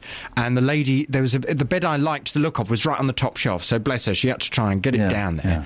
And when she got it down, she put it on the floor. And I thought, actually, I don't really like it. It's not, as opposed to being black, because I wanted a black bed, so the hair wouldn't show up so much. But it was like a dark green. So you'd see it. But for some stupid reason, I thought, well, let's see what she looks like on it anyway. Yeah. So I said, Poppy, get on the bed. On the bed. She got straight on the bed. She weed all over it. Oh. She did the most enormous It's like Kath's daughter in the bookshop. Just like that. She just urinated on it. And I said, I'm so sorry, I'll buy it. Yeah. Had to buy it 40 quid. I didn't even like it. It's like spending a penny. I take it it's washable.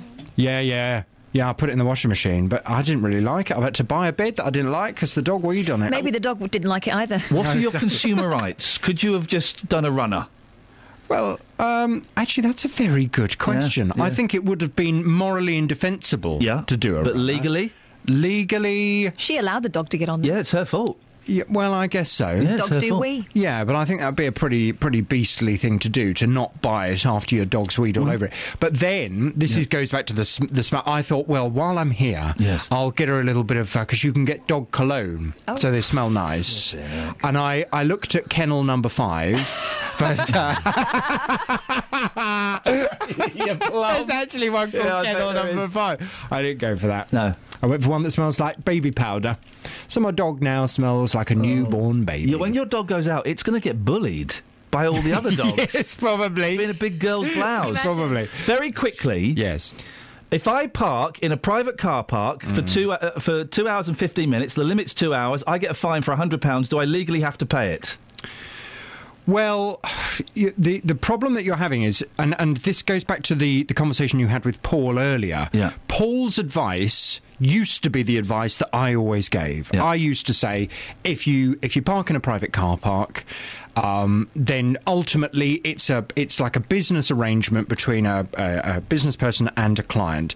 There is a so-called contract that you've entered into by driving onto that land. You've broken the contract, and the only way that they could ever actually get any money from you would be to take you to the small claims court and to sue you in the same way that if you got someone round to do your bathroom and you didn't pay them, they could then take you to court for not paying them after the services. And rarely they did. Now they are. Oh. And very often these private companies are having success because judges are looking at the situation. They're looking at the sign that's up.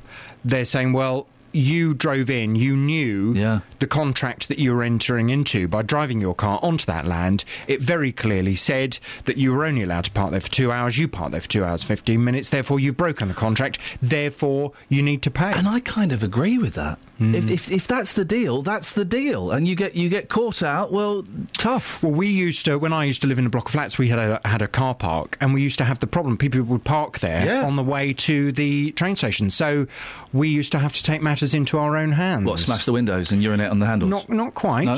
But let's put it like this: 1 or 2 people had to get their cars recovered because trying to drive a car with 4 tyres that are let down is quite difficult. Hang on, is the Daily Mail listening? Is a BBC presenter confessing live on air he let down tyres? No, I didn't. I don't know how it happened. But frequently these people who used to park their car in our car park would come back and their tyres had all gone down. How unlucky. I could never work out how it had happened. You are so naughty. What's on your show this morning before you get yourself in any more trouble? On the big phone in this morning from 9, can you help someone who's determined to take their own life? Oh. Nick Clegg has told the BBC many suicides are preventable and he wants hospitals to aim to end all such deaths.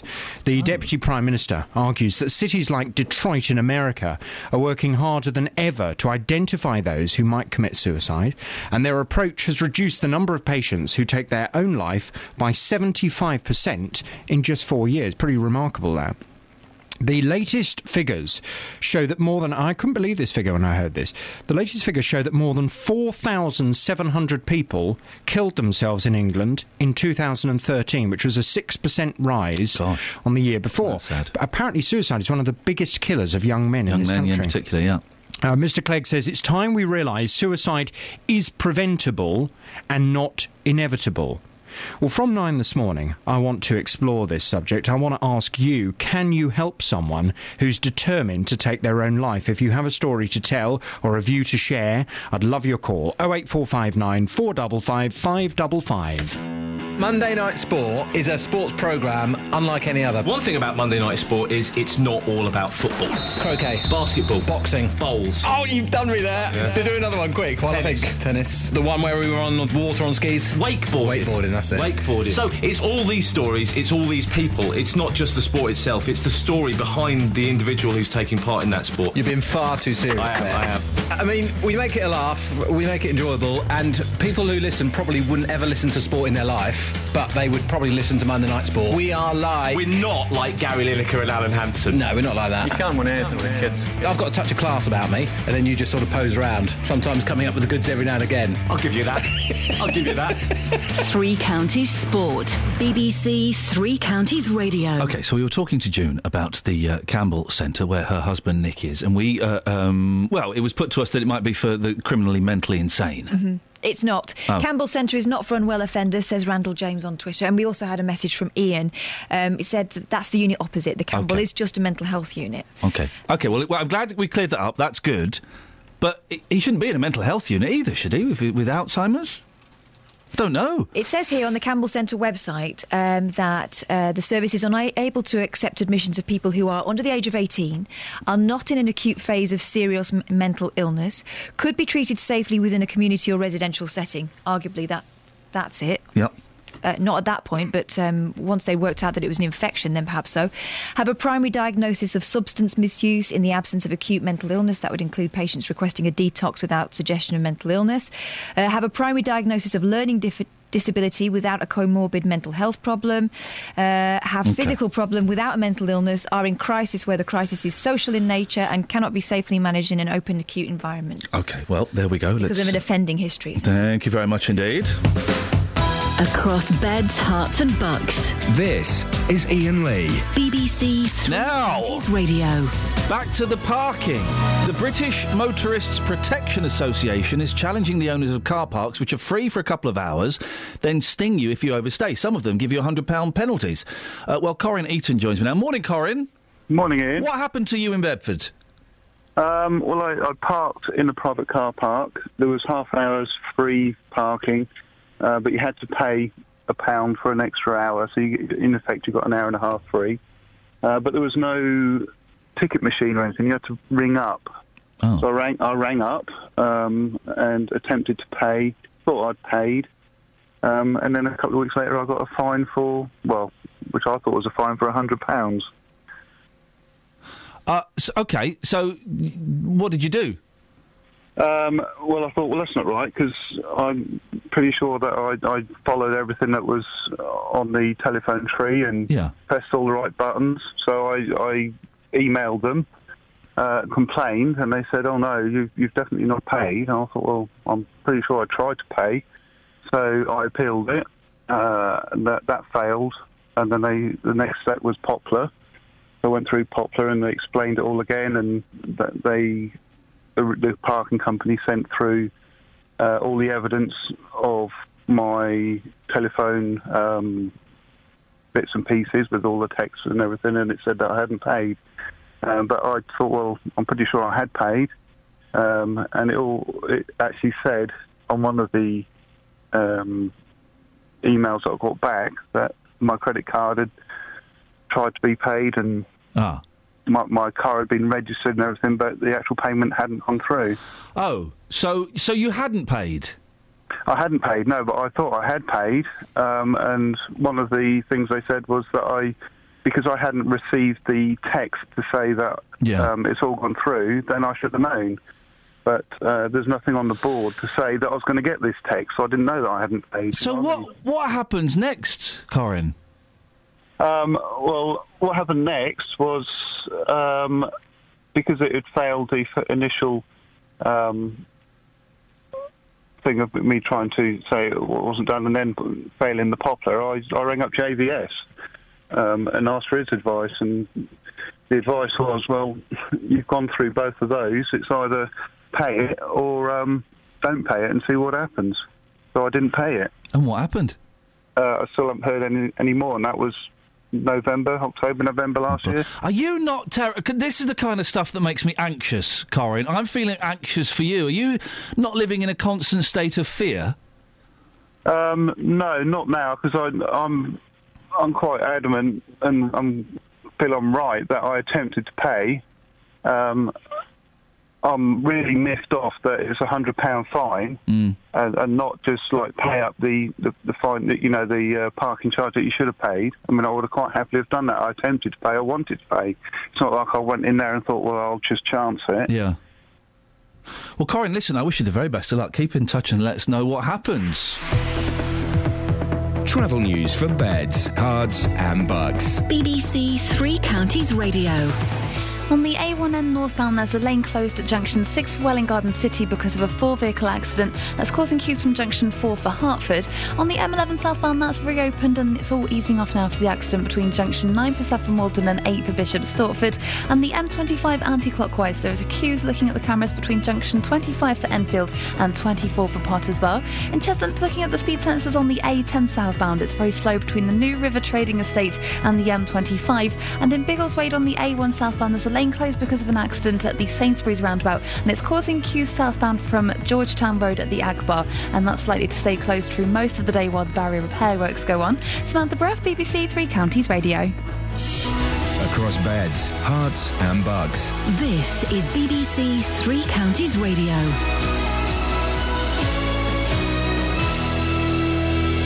It's 8:30. I'm Lee Agnew. The headlines: a woman from Milton Keynes is demanding an apology over the way her husband, who has early onset dementia, has been treated. June Stratford-Williams says delays in his care meant she was forced to call the police to restrain him. Police are appealing for help to catch a man who sexually assaulted a woman in Newport Pagnell on Friday evening. The 34-year-old woman was attacked in Cross Street at about 9:30. And private companies are being criticised for sending out parking fines to motorists which look like official penalty notices. But the British Parking Association says rules are needed to stop inconsiderate parking.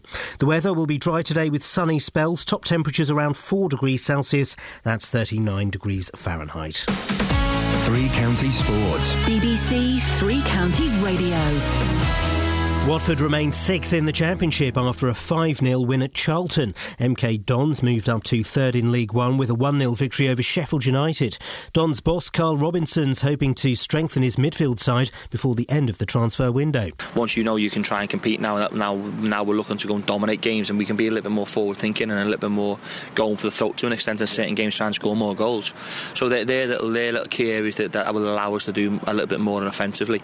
I still want to bring players in, obviously, in certain areas. Obviously, there's a number of midfielders we still need cover, as we showed you today. We still need maybe a wide player, and if we can bring another wide player in, I think we'll be in a very, very strong position. In League 2, Luton Town beat Plymouth while Wycombe drew with Bury. Stevenage moved into the playoff positions after a 2-0 win at York. And manager Graham Wesley says he wants to keep his squad consistent. I'm always looking at my squad and looking to freshen it up and improve it and take it in a positive direction, always looking to do it. I think the minute that you get stale, you get complacent, but at the same time I think there's great value in having a group of lads who are operating as a team, who are becoming better organised, who are starting to understand the values that I hold dear and are starting to play to those values. So, you want consistency, you don't want to keep chopping and changing. Shaun Murphy's won the Masters snooker final at Alexandra Palace in London. He beat the world number 1 Neil Robertson by 10 frames to 2. It's just unbelievable, I can't believe it. I was chatting today about the first time I ever came to this great event when it was at the old Wembley Conference Centre. I would have been 11 or 12, and my dad said, "Do you think you'll ever play here one day, son?" And I went, "Yeah, I'd like that." And to finally get the win and the crown is unbelievable. And finally in tennis, Andy Murray got a straight sets win over India's Yuki Bambry in the Australian Open. BBC Three Counties News and Sport, more at 9 o'clock. Call 08459 455 555. BBC Three Counties Radio. So, lots to talk about. Parking, although I'm a little bit bored of it, if I'm honest now. But I think we've done parking. So we were asking, what have you been through? What have you driven through? What have you been through? Barriers, fences, rivers. If you've been through a wall, then boy oh boy, you jumped straight to the front of the queue. We're also asking. Oh, we didn't do the email about... Did you ever have an email about being dumped or something? The best ways, worst ways you've been dumped, you've dumped people. The reasons why, this one here from Stephen Luton. I dumped a girl for liking the band Heart. Unacceptable, says Steve of Luton. It is unacceptable behaviour. I used to quite like Heart. No, well, then we're through, I'm afraid. It was the lace and the perm. 08459 455 555. And do mums with big bums have brainier children? Where's Dealey? Dealey's been quiet this morning. He's been working on the mums with the big bums. And that's my fear. Got loads of texts as well. Let's speak to Mick and then we'll do some texts. Morning, Mick. Good morning. What have you got for us? Right, Ian, you were asking about silly things like when you get locked in car parks. Oh, yeah. Well, this was a long time ago, as I said to your researcher. It's got to be 40 years ago. Not far from where you're sitting now, there used to be the old Whitbread Brewery down at the end of the road where the casino is. Oh, yeah, I know, yeah. Well, I went Christmas shopping about 40 years ago for my missus, and I parked in there. And when I'd come back from the shops, they'd put the barrier down in the car park and lock me in. Oh. But I'm like a mobile plant mechanic, and I don't know what that means. Well, I repair excavators, things like JCBs, all that sort of stuff. Okay, yeah. So I carry all the gear in the back of the van, and I got my grinder out and I cut the barrier off and drove home. Hey, flipping heck, Mick. Yeah, it was a good one, wasn't it? It's a naughty one. I suppose this is in the days before CCTV. Exactly, yeah, because I say it's got to be 40 years ago. Yeah, easy 40 years ago. Blimey. There's no CCTV and no parking meters. Back in the day, Mick, you could get away with anything. Literally murder. 08459 455 555. What have you driven through? And your best and your worst dumpings, please. And by that, I mean of relationships. I don't mean, bodies or anything. Where's that? Robbie. Morning, Robbie. Webby. What? Webby. Oh, flipping it. Hello, Webby. You all right? Morning, mate. You all right? I'm good, thank you very much indeed. What have you got for us? Things what you go through. Yeah, go on. Well, yeah. Well, driving down the road, somebody's hit me on the side of my lorry, gone straight through a sign, demolished the sign, and hit a tree straight on. That stopped me dead. What? So, and you hit a tree? Hit a tree, yeah. Flipping heck, that must have been terrifying. Yeah, just a bit. See the light flash in front of my eyes. And was it one of those things where you could see what was going to happen and you were just powerless to prevent it? Yeah, exactly. I could see him coming down. I got hit on from sideways on. Took me off the road, veered off the road, straight through a sign, and bang, straight in front of a tree. Tree stopped me dead. Well, it can stop people dead. I refer to Mr. Mark Bolan. Were you all right? I was off work for about 6 weeks. Hit the windscreen, split all my head open. Oh, mate. Broke my thumb. But, yeah, it was all right. But Webby, listen, thank you. For the last 25 minutes, have you ever been in a car that's rolled? Has that ever happened? Because that must be the most terrifying. And you look back at it and go, yeah, I was in a car that rolled. I rolled a moon buggy once. Well, that doesn't count. With my dad in it. The moon buggy? When were you on the moon? No, on holiday you're allowed to drive these things with a cage round. Yeah. And I begged my dad, please let me drive it, please. This is what I was a kid. Yeah. Yeah, rolled it. It doesn't count. Moon buggies don't count. Well... Was it wicked? It was wicked, yeah. 08459 455 555. Ever rolled a car? Justin, it's inevitable it will happen to you one day because you're such a bad driver. You know that's not true. I know it's true. No, you know it's not true. One of the first things I did when I came to this station was challenge you to a driving thing. Yeah. And I thrashed you. I got like 7 little crosses. You got something like 36. Well, I seem to remember that day there was a crisp £50 note which was placed into the instructor's pocket. I saw that with my own eyes. Yeah, but Justin, that time me and you went on the advanced driver's course, you again got done, didn't you? Because you were driving along with your arm out like a lorry driver. To be fair, though, those were the days, Kath, where you was wearing some very short dresses. Oh, so it was my fault. What's that got to do with anything? Well, I was distracted. There's a story in the papers today. It's in a lot of the papers today. Catherine sounds worried. It's just unbelievable that you blame... I mean, that's why you were acting casual, is it? Yeah, You're showing off. Yeah, I was showing off, yeah. That's what blokes do, come on. Now, there's a story in some of the papers, it's on the front page of the Telegraph, that if women have big bums, then their kids will be brainy. It's to do with the fat and what the fat does to the baby as it's growing, all of this nonsense. Kim Kardashian's kid must be a genius. Oh, I love her bum so much. It's amazing, isn't it? Why the silence? I'm just literally speechless. Do you not agree? I prefer J-Lo's. Okay.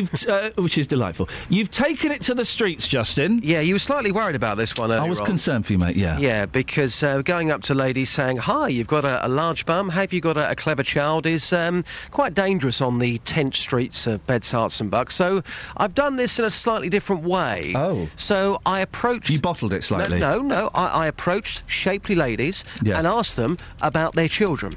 So we got to the facts in a different sort of way. You're such a coward. Yeah, you're a coward. I'm with you, mate. You're a coward. Would you do that? Would you say, hello, madam, you got a large bum? Yes, Can we talk? Yeah, that's how I've met most of my girlfriends, yes.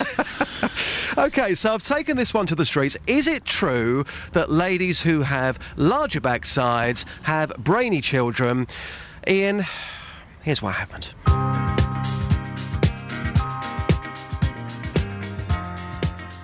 So, according to the papers, ladies with large bums give birth to intelligent children. Is this fact or is this fiction? Let's take it to the streets and find out. Oh, Diane, it's Monday morning. Diane, simple question. Got 4 children. Are they thick or are they intelligent? Intelligent. Hey, fatty boom boom. Good morning, madam. So your daughter, tell us how clever your daughter is. Did she go to university? Yeah, she went to university. She went to London School of Economics. Cheeky. Madam, your daughter, she's going to university. Clearly a very clever girl. What's she going to study? Criminal psychology. So she must be very, very intelligent. Yeah. Shake, shake, shake. Shake, shake, shake. Shake your booty. Shake your booty. Hey, John, you've seen a lot of ladies in your time, haven't you? Yeah, a few. Yeah. Be honest, John. Would you say that the ladies that have got bigger backsides give birth to more intelligent children? Yes. Thanks for your time. Lovely fluorescent jacket, madam. I know, I'm on my way home from night shift. I'm liking that vibe. How many kids have you got? 3. How old are they? 7, 8 and 16. OK, are they all clever? Very clever? Yeah. What are they going to do when they get older? Oldest one wants to be a history teacher. 8-year-old wants to have his own cheesecake shop. And the little one doesn't know. A cheesecake shop? Yeah, he makes really good cheesecake. Some say the streets are lined with lies. I say the streets are lined with the truth. This report, I can confirm, is fact, not fiction. Well, I just... First of all, I'd first like to apologise to all of the women involved in that production. Justin, they will have made phone calls saying, I'm going to be on the radio, listen up, and then they'll realise what the selection process was. I think it was easier this way, guys. It's the way you said, are your children very, very intelligent? They said yes. And secondly, what an 8-year-old. Wants to start a cheesecake shop. Exactly. That and the is other one brilliant. wants to be a history teacher. Boring. No, but clever. No. Well, you haven't got to be that clever to be a history teacher. What? Well, you just got to know dates. Obvious. Come on. But the cheesecake chef, now that kid's a genius. Exactly, unusual. The streets this morning have proved this study correct. Ladies with shapely figures give birth to more intelligent children. So, University of Pennsylvania, it probably took you about 5 years to do that. We did it in 5 minutes. Dealey, great stuff, mate. Speak to you later. Thank you, boss. Dave's in Hertford. Morning, Dave. Morning, mate. You all right? I'm all right. I need a wee, but I'll survive. What have you got for us? Yeah, basically, you asked for people that have rolled a car. Oh, yeah, go on. Well, I was driving through Cuffley, and my tax disc rolled across my screen. It wasn't in a holder. Yikes. And I basically took all of my attention off driving, put it on trying to retrieve my tax disc, and I veered off to the left, hit a tree, smack in the middle of my Vauxhall badge, and rolled into a ditch, and ended up on the side. Now, was it terrifying or exciting? Bit of both, really. Yeah. Just wondered where the heck I was going, to be honest. How many times did you roll, Dave? At least about 2.5. Dave, thank you very much. We start the clock at 2.5 rolls. Can anybody beat 2.5 rolls in a car? Thing is, when that's happening, you're wondering how it's going to end and whether it is going to end. It's one of those things where you just have to accept the inevitable. You have to go, do you know what? For the next 5, 10, 20 seconds, there's nothing I can do. This could be the last 20 seconds of my life. Wowzers. There's nothing like... I've been in a few car crashes. I'm not a very good driver. There's nothing like the sound of car-on-car action. It's the most incredible thud, crash, bang. It's a really intense sound. I've only ever bumped. I've never crashed. No. Touch wood, I never hear that sound. Have you touched wood? OK. Oh, in the car, I meant. Oh, no, never. No? Bet you have. Constantly. 08459 455 555 is the telephone we now know number. why you keep crashing. That could potentially do it. April's emailed. I was in a car that rolled. Mum was driving. This is back in the days when rear seatbelts were not the law. Back in the day, kids were allowed. I remember sticking my head out the window like a dog, climbing onto me. I remember climbing onto my dad while he was driving. Waving at truckers. Yeah. This is the sad thing. You don't get kids waving at cars behind them anymore. No. We used to keep a tally of which ones waved back. Yeah, or which ones stuck their fingers up. Yeah. Or made rude gestures. Can't do that anymore. Can't make rude gestures to kids anymore. No, distracting, innit? As my mother entered the bend, she lost it. We ended up through the bends, upside down, facing the way we came, in a ditch on the other side of the road, at rest between 2 trees. The other rear seat passengers were on top of me. I was the only person in the car without an injury, not even a bruise. You don't say how many rolls you did. 2.5 is the top so far. Can we beat 2.5 rolls in a car? By the way, just so you know, we're not asking you to go out and do this to top the other people. Well... Don't try this at home. You got 15 minutes? But if you already have, make it worth it. 08459 455 555. Let's get the travel. Travel news for beds, cards and bugs. BBC Three Counties Radio. On the A1M northbound, there are still queues because of the accident between junction 6 for Welwyn Garden City. Oh, it's there, and the lane's closed just there. Those queues are from junction 4 for Hertford. On the M1 southbound, it's looking very busy between junction 12 for Flitwick and junction 10 for the Luton Airport Spur Road. And checking the cameras on the M40 towards London, it's very busy from the junction 4 around the High Wycombe Handy Cross roundabout. In Amersham on Gore Hill, that's looking very busy on the speed sensors between the A413 and the A40 London Road. And a bit further afield on the A40 London Road, there are queues around the Thornhill Park and Ride and the Headlington roundabout because of an accident that's happened in the roadworks. In Biggleswade on the A1 southbound, there's still a lane closed at the Sainsbury's roundabout because of an accident, and the barrier repairs that are going on, so that's likely to be causing problems all day. And at the moment, the queues are southbound from Georgetown Road at the Agbar. Samantha Burrough, BBC Three Counties Radio. Thank you, Samantha. 8:45, Monday the 19th of January. I need some scrambled egg, some bacon and some thick brown toast. Oh, and what the heck, a fried slice as well. Healthy eating can go out of the window. These are your headlines on BBC Three Counties Radio. A woman from Milton Keynes says dementia services failed to care for her husband properly after the police were called out to restrain him. Private companies are being criticised for sending out parking fines to motorists, which look like official penalty notices. And a man from Luton has had the entire front of his car stolen by thieves while he was recovering from an operation in hospital. If you want to see pictures of it, facebook.com/BBC3CR. Let's get the weather. Beds, Herts and Bucks weather. BBC Three Counties Radio. Good morning. It's a chilly morning right the way across all three counties. Temperatures ranging between 0 and 1 at the moment, or even -1 in some parts. So some icy stretches out there, and the Met Office has a yellow weather warning for the ice this morning for parts of Buckinghamshire, but everywhere really is at risk. We'll have some sunny spells, but turning cloudier this afternoon. Maximum temperature a cold 4 Celsius. Overnight, once the sun sets, we're going to get a widespread frost fairly quickly as the temperature in some parts dipping down to -3. Some mist and fog, that's likely to freeze on contact as well, and that's going to stretch into tomorrow morning too. It's going to be quite stubborn. If you have got it, it's not going to clear too quickly. Elsewhere, though, we should get some sunny spells before the cloud arrives, with possibly some wintry showers over higher ground tomorrow afternoon. Temperature tomorrow similar at 4 Celsius, and that's your forecast. Every weekday morning. Good morning. Welcome to the JVS show. I'm Jonathan Vernon Smith. Local opinions. We think it's absolutely shocking that this young man should continue to have to be punished. He hasn't even shown any remorse or said sorry. Well, firstly, I have to disagree. The JVS show. Well, but we're not living in very optimistic times. But it does seem very clear, doesn't it? They're human beings. Some are good people, some are bad. The JVS show on BBC Three Counties Radio.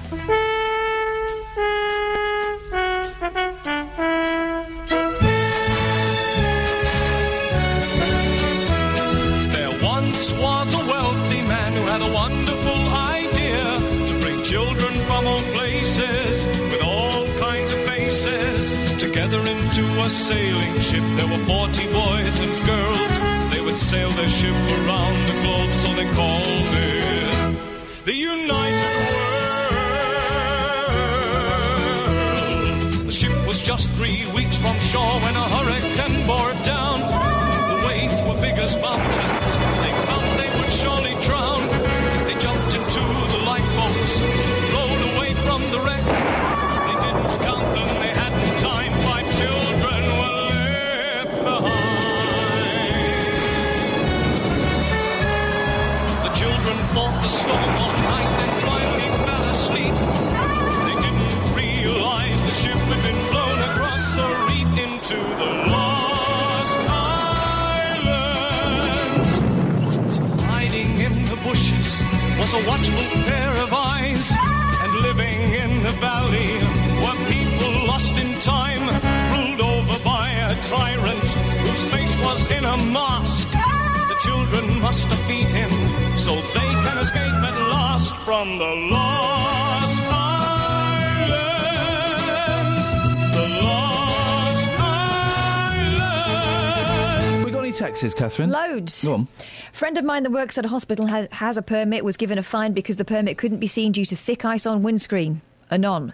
James in Luton. About a year ago, I came up to a roundabout too fast, ended up going through a fence, down the hill, through the bushes, but didn't quite make it through the tree at the bottom. Dukes of Hazzard styling. Maybe next time, he says, in a cavalier fashion. That's from James in Luton. I got a couple of tweets about being dumped. Mike says, I dumped a girl on a first date as she said she worked in a mortuary. Shame, as she sounded really nice up till that point. Why would that put you off somebody? Haven't you seen Silent Witness? They're all hot. In the early 2000s, says Glenn, when it was big, I got dumped via MSN Messenger. Did they do a sad face? There would have to be some form of emoticon involved there. Ricardo's from Spain. Good morning, Ricardo. Good morning, Ian. What you got for us, boss?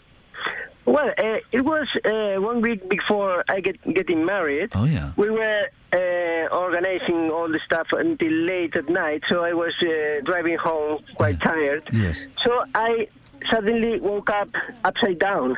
Whoa, dude! I didn't notice anything. I just woke up upside down. Everything was right, the radio on, everything fine. So you fell asleep, did you? Yes, just for a second. Now, you told me that you escaped with no injuries at all. Not at all. I wonder if that's because you were asleep. Yeah. That was the weird thing. I just woke up topsy-turvy and what's how was now? Listen, how was the car, Ricardo? Were you able to just flip it back over and drive away? No, the car was. I couldn't drive it anymore. Oh, blimey! How exciting, though. But you missed the excitement of it, though. You missed the thrill of the role. Well, it was funny anyway. Yeah, I bet. Yeah, apart from the car. Yes, apart from. And how did the wedding go, Ricardo? Maybe that was an omen. You shouldn't have got married. Everything very well. At the first moment, I thought I'm getting married in 1 week. What I'm going to do, but at the end of the day, nothing happened. Well, Ricardo, just don't fall asleep on the job like you did with the car. That's all I'll say, because that could be a disaster. A disaster. Mark's in St Albans. Morning, Mark. Morning. What you got for us, boss? In the end of 1980s, about 88, 89, I was asked to do a rollover for a video called Front Runner Videos for the telly at Bovingdon, and I rolled a Mark 1 Golf at 110 mile an hour on purpose with a cage, 8 rolls, wheels to wheels. How many rolls did you do? 7. Here we go. This is what we're talking about. Forget your 1.5 rolls. Professional. But so what? This was just like for a video of exotic crashes, was it? No, well, yeah, it was. It's on YouTube now. It's actually, you can still view it on YouTube. Well, hang on a minute. Do you know what I need to type in to find it? Of course you do. You've shown it to everyone you know. World Record Rollover VW. World Record Rollover VW. Let's have a little look. 1980. This one is. I think it's end of 80s, early 90s, beginning 90s. Oh, well, this isn't that one then. I don't know which one. There's loads of people saying that they've got the world record rollover. No, the world record is held by a geezer called Gary Barnes. Right. 8 1/4. Oh, flipping heck. And that's in the Guinness Book of World Records, Gary Barnes. How do you learn to do a roll? You just hit the ramp and just hang on. Hey, can you do that thing? When I was a kid, right, the coolest thing that you could do in cars, and you don't see it anymore, the coolest thing you could do was drive up a ramp on the left-hand side, so you were on 2 wheels, and that way you could drive down a really narrow alleyway. I can't do that, but there's a man in Stevenage called Terry Grant. Right. He can do that all the time. Really? He does. He's in Stevenage. His name's Terry Grant. Let's find this Terry Grant. I want to drive up on 2 wheels and go through an alleyway. No, he does teach people to do it. Right. This is what we do. Mark, you're a legend. Thank you, mate. I appreciate your call. Find this Terry Grant. I want this Terry Grant in Stevenage. I want to go. When I was a kid, the coolest thing, and it would happen in Knight Rider, it would happen in Smokey and the Bandit films, it would happen in the Cannonball Run, it would happen on those shows where they just get people doing stunts just to show off. The fella drives along, normally in a Cortina. He drives a ramp on the left-hand side, so it goes up on 2 wheels. He could drive down an alleyway. You know, you told me that you had a vision that you were going to die in a car crash at the age of 42. I'm not 42 until June, so we need to do it before June. Okay. Terry Grant, Stevenage. Find me that man. Terry Grant, stunt driver. Morning, Clive. Morning to you, Ian. What have you got for us, Clive? My middle daughter passed a test on a Saturday, in winter, and then rolled the car on the Monday. Oh, mate. Between Barton Cutting and Lily. Oh, mate. 5 people in the car. The most surreal part of that was having to phone the other parents up saying, nothing to worry about, we're just taking your daughter to hospital. Do you want to meet us there? Flipping. How old was she when this happened? I think 18. Right. I think 18. And the best thing I managed to do after that, via work, was get her to Millbrook Testing Ground on the skid pan. Oh, fantastic. Was she all right? Was everyone all right? No, there was one young lady that had to think about a dozen stitches in her head. Oh, man, but the driver behind said that she wasn't doing anything stupid. It was just a sweeping left-hand bend, icy conditions like it is now at night time, and she went straight, but the road didn't. The road went left. And when you found out, Clive, did you get a phone call? Did the coppers come round? How did you find out? No, we had a phone call. Now, I can't remember if it was the police or not, in all fairness, but when I got to the road, there was police, ambulance, etc. The road was very slippy. So when you got that phone call and when you turned up to the scene of the accident, that's your little girl. The pit of your stomach must have felt awful. Yeah, no, it's not a nice feeling. No, mate, I hope I never have to go through that. That must have been terrible. But she's all right, is she? She still suffers, actually, with her neck. But, really? It's a long time ago, about 12 years ago now. Blimey. But, it's just an experience. And, 3 days after passing the test, you don't get taught how to drive in winter conditions. No, you don't. And that's the key thing. And there are so many people, even experienced drivers, who don't know how to drive in ice or snow. I've seen them. They're terrible. They're revving their engines. It's awful. Yeah. Clive, listen, luckily... sorry, she's injured, but luckily she is alive. That's the main thing. Blimey. Have you got Terry Grant? I'm still working on it. Okay. It's been like 2 minutes. Give me a break. I know. I want to go on 2 wheels. I don't want to do the driving on 2 wheels. I'm quite happy for him to do the driving. Right. But I want to be in the car. But we have to drive down an alleyway. Well, by the way, don't tell any of the suits upstairs, because those squares will start laying bricks from their bottoms. OK, so don't mention it on air. No, it's not actually going to happen. It's totally going to happen, and we won't do it. I'll do it in my spare time, and that way they can't stick their beaks in. Oh, I think they probably can. Hey, I've got a question. Yes, Danny Bailey. Oh, hey, Danny Bailey. Oh, hi there. Yeah. You know this song, The Lost Island, that you played? Yeah. I just wondered, who's that by? I haven't got a clue. You really don't? I literally don't have a clue. Why? Who's asking? Me. Oh, it's the theme tune to a programme called The Lost Island. Oh, wow. It's a good song, isn't it? Makes sense. Yeah, it's good. It's a good song. Yeah, but it's a weird concept, and I would doubt that guy's motives. Well, I think you have to ignore the fact that the fella wanted to get kids from all nations together on a boat. Yes, in today's world, it sounds suspicious and suspect. In the 70s, that kind of thing was de rigueur. Why wouldn't he want to do that? Exactly, and there was no hidden meaning in it. It's just through today's tainted eyes. Thanks a lot, Savile, that we can't look at that as just being a friendly... It's like Duke of Edinburgh. But unfortunately, the ship sank. And five kids were left on board and they went to an island that was lost in time. I bet they hadn't got the forms filled out or anything. They didn't have forms in those days. Well, they couldn't. Didn't have printers, did they? Oh, yeah. So that's your way of getting in touch with Terry Grant, is it? Sending him a tweet? Yeah, he's got no phone number. Well, he must have send him an email. That's even longer. Send him an email. I'm doing it. Look, there he is driving on 2 wheels. With his arm out and holding the ball. Hey, Terry Grant, I'm coming in your car, Terry Grant. Boom, boom. Terry Grant, Terry Grant. Boom, boom. Geezer! Had a bit of fun there. Oh, I hope he's not heard that, because he might think twice about having you in his car. Well, I hope I don't die. Oh, I've tempted fate now, haven't I? Stop it. Flipping it. Stop That's awful. If you want to get the podcast... I've had lots of people saying last week's podcast was very funny. I didn't listen. No, I never do. Hate the sound of my horrible Cockney voice. Sounds posh in my head, but I'm dead common in real life. I like your Cockney voice. Hey, I like your northern swagger. But apparently the voice, what's it called? Podcast is very funny last week. I might have a listen. If you want to get it, you can go to the Three Counties website, or you can go to iTunes, type in Iain Lee, BBC. Travel news for beds, cards and bugs. BBC Three Counties Radio. The A1M northbound is very busy from junction 4 for Hertford to junction 6 for Welwyn Garden City because there's a lane because of an earlier 4-car accident at junction 6.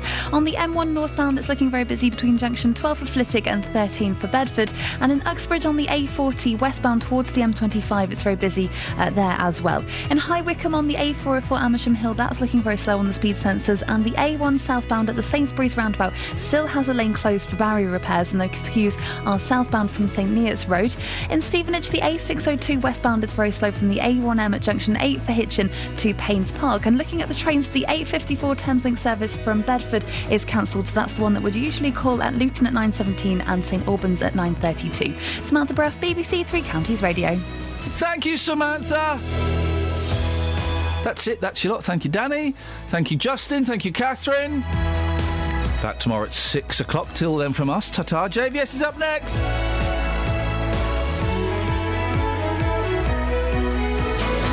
Local and vocal across Beds, Herts and Bucks. This is BBC Three Counties Radio. Thank you, Ian. Good morning. Welcome to the JVS show. I'm Jonathan Vernon Smith. It's Monday, it's 9 o'clock, and on today's big phone-in, can you help someone who's determined to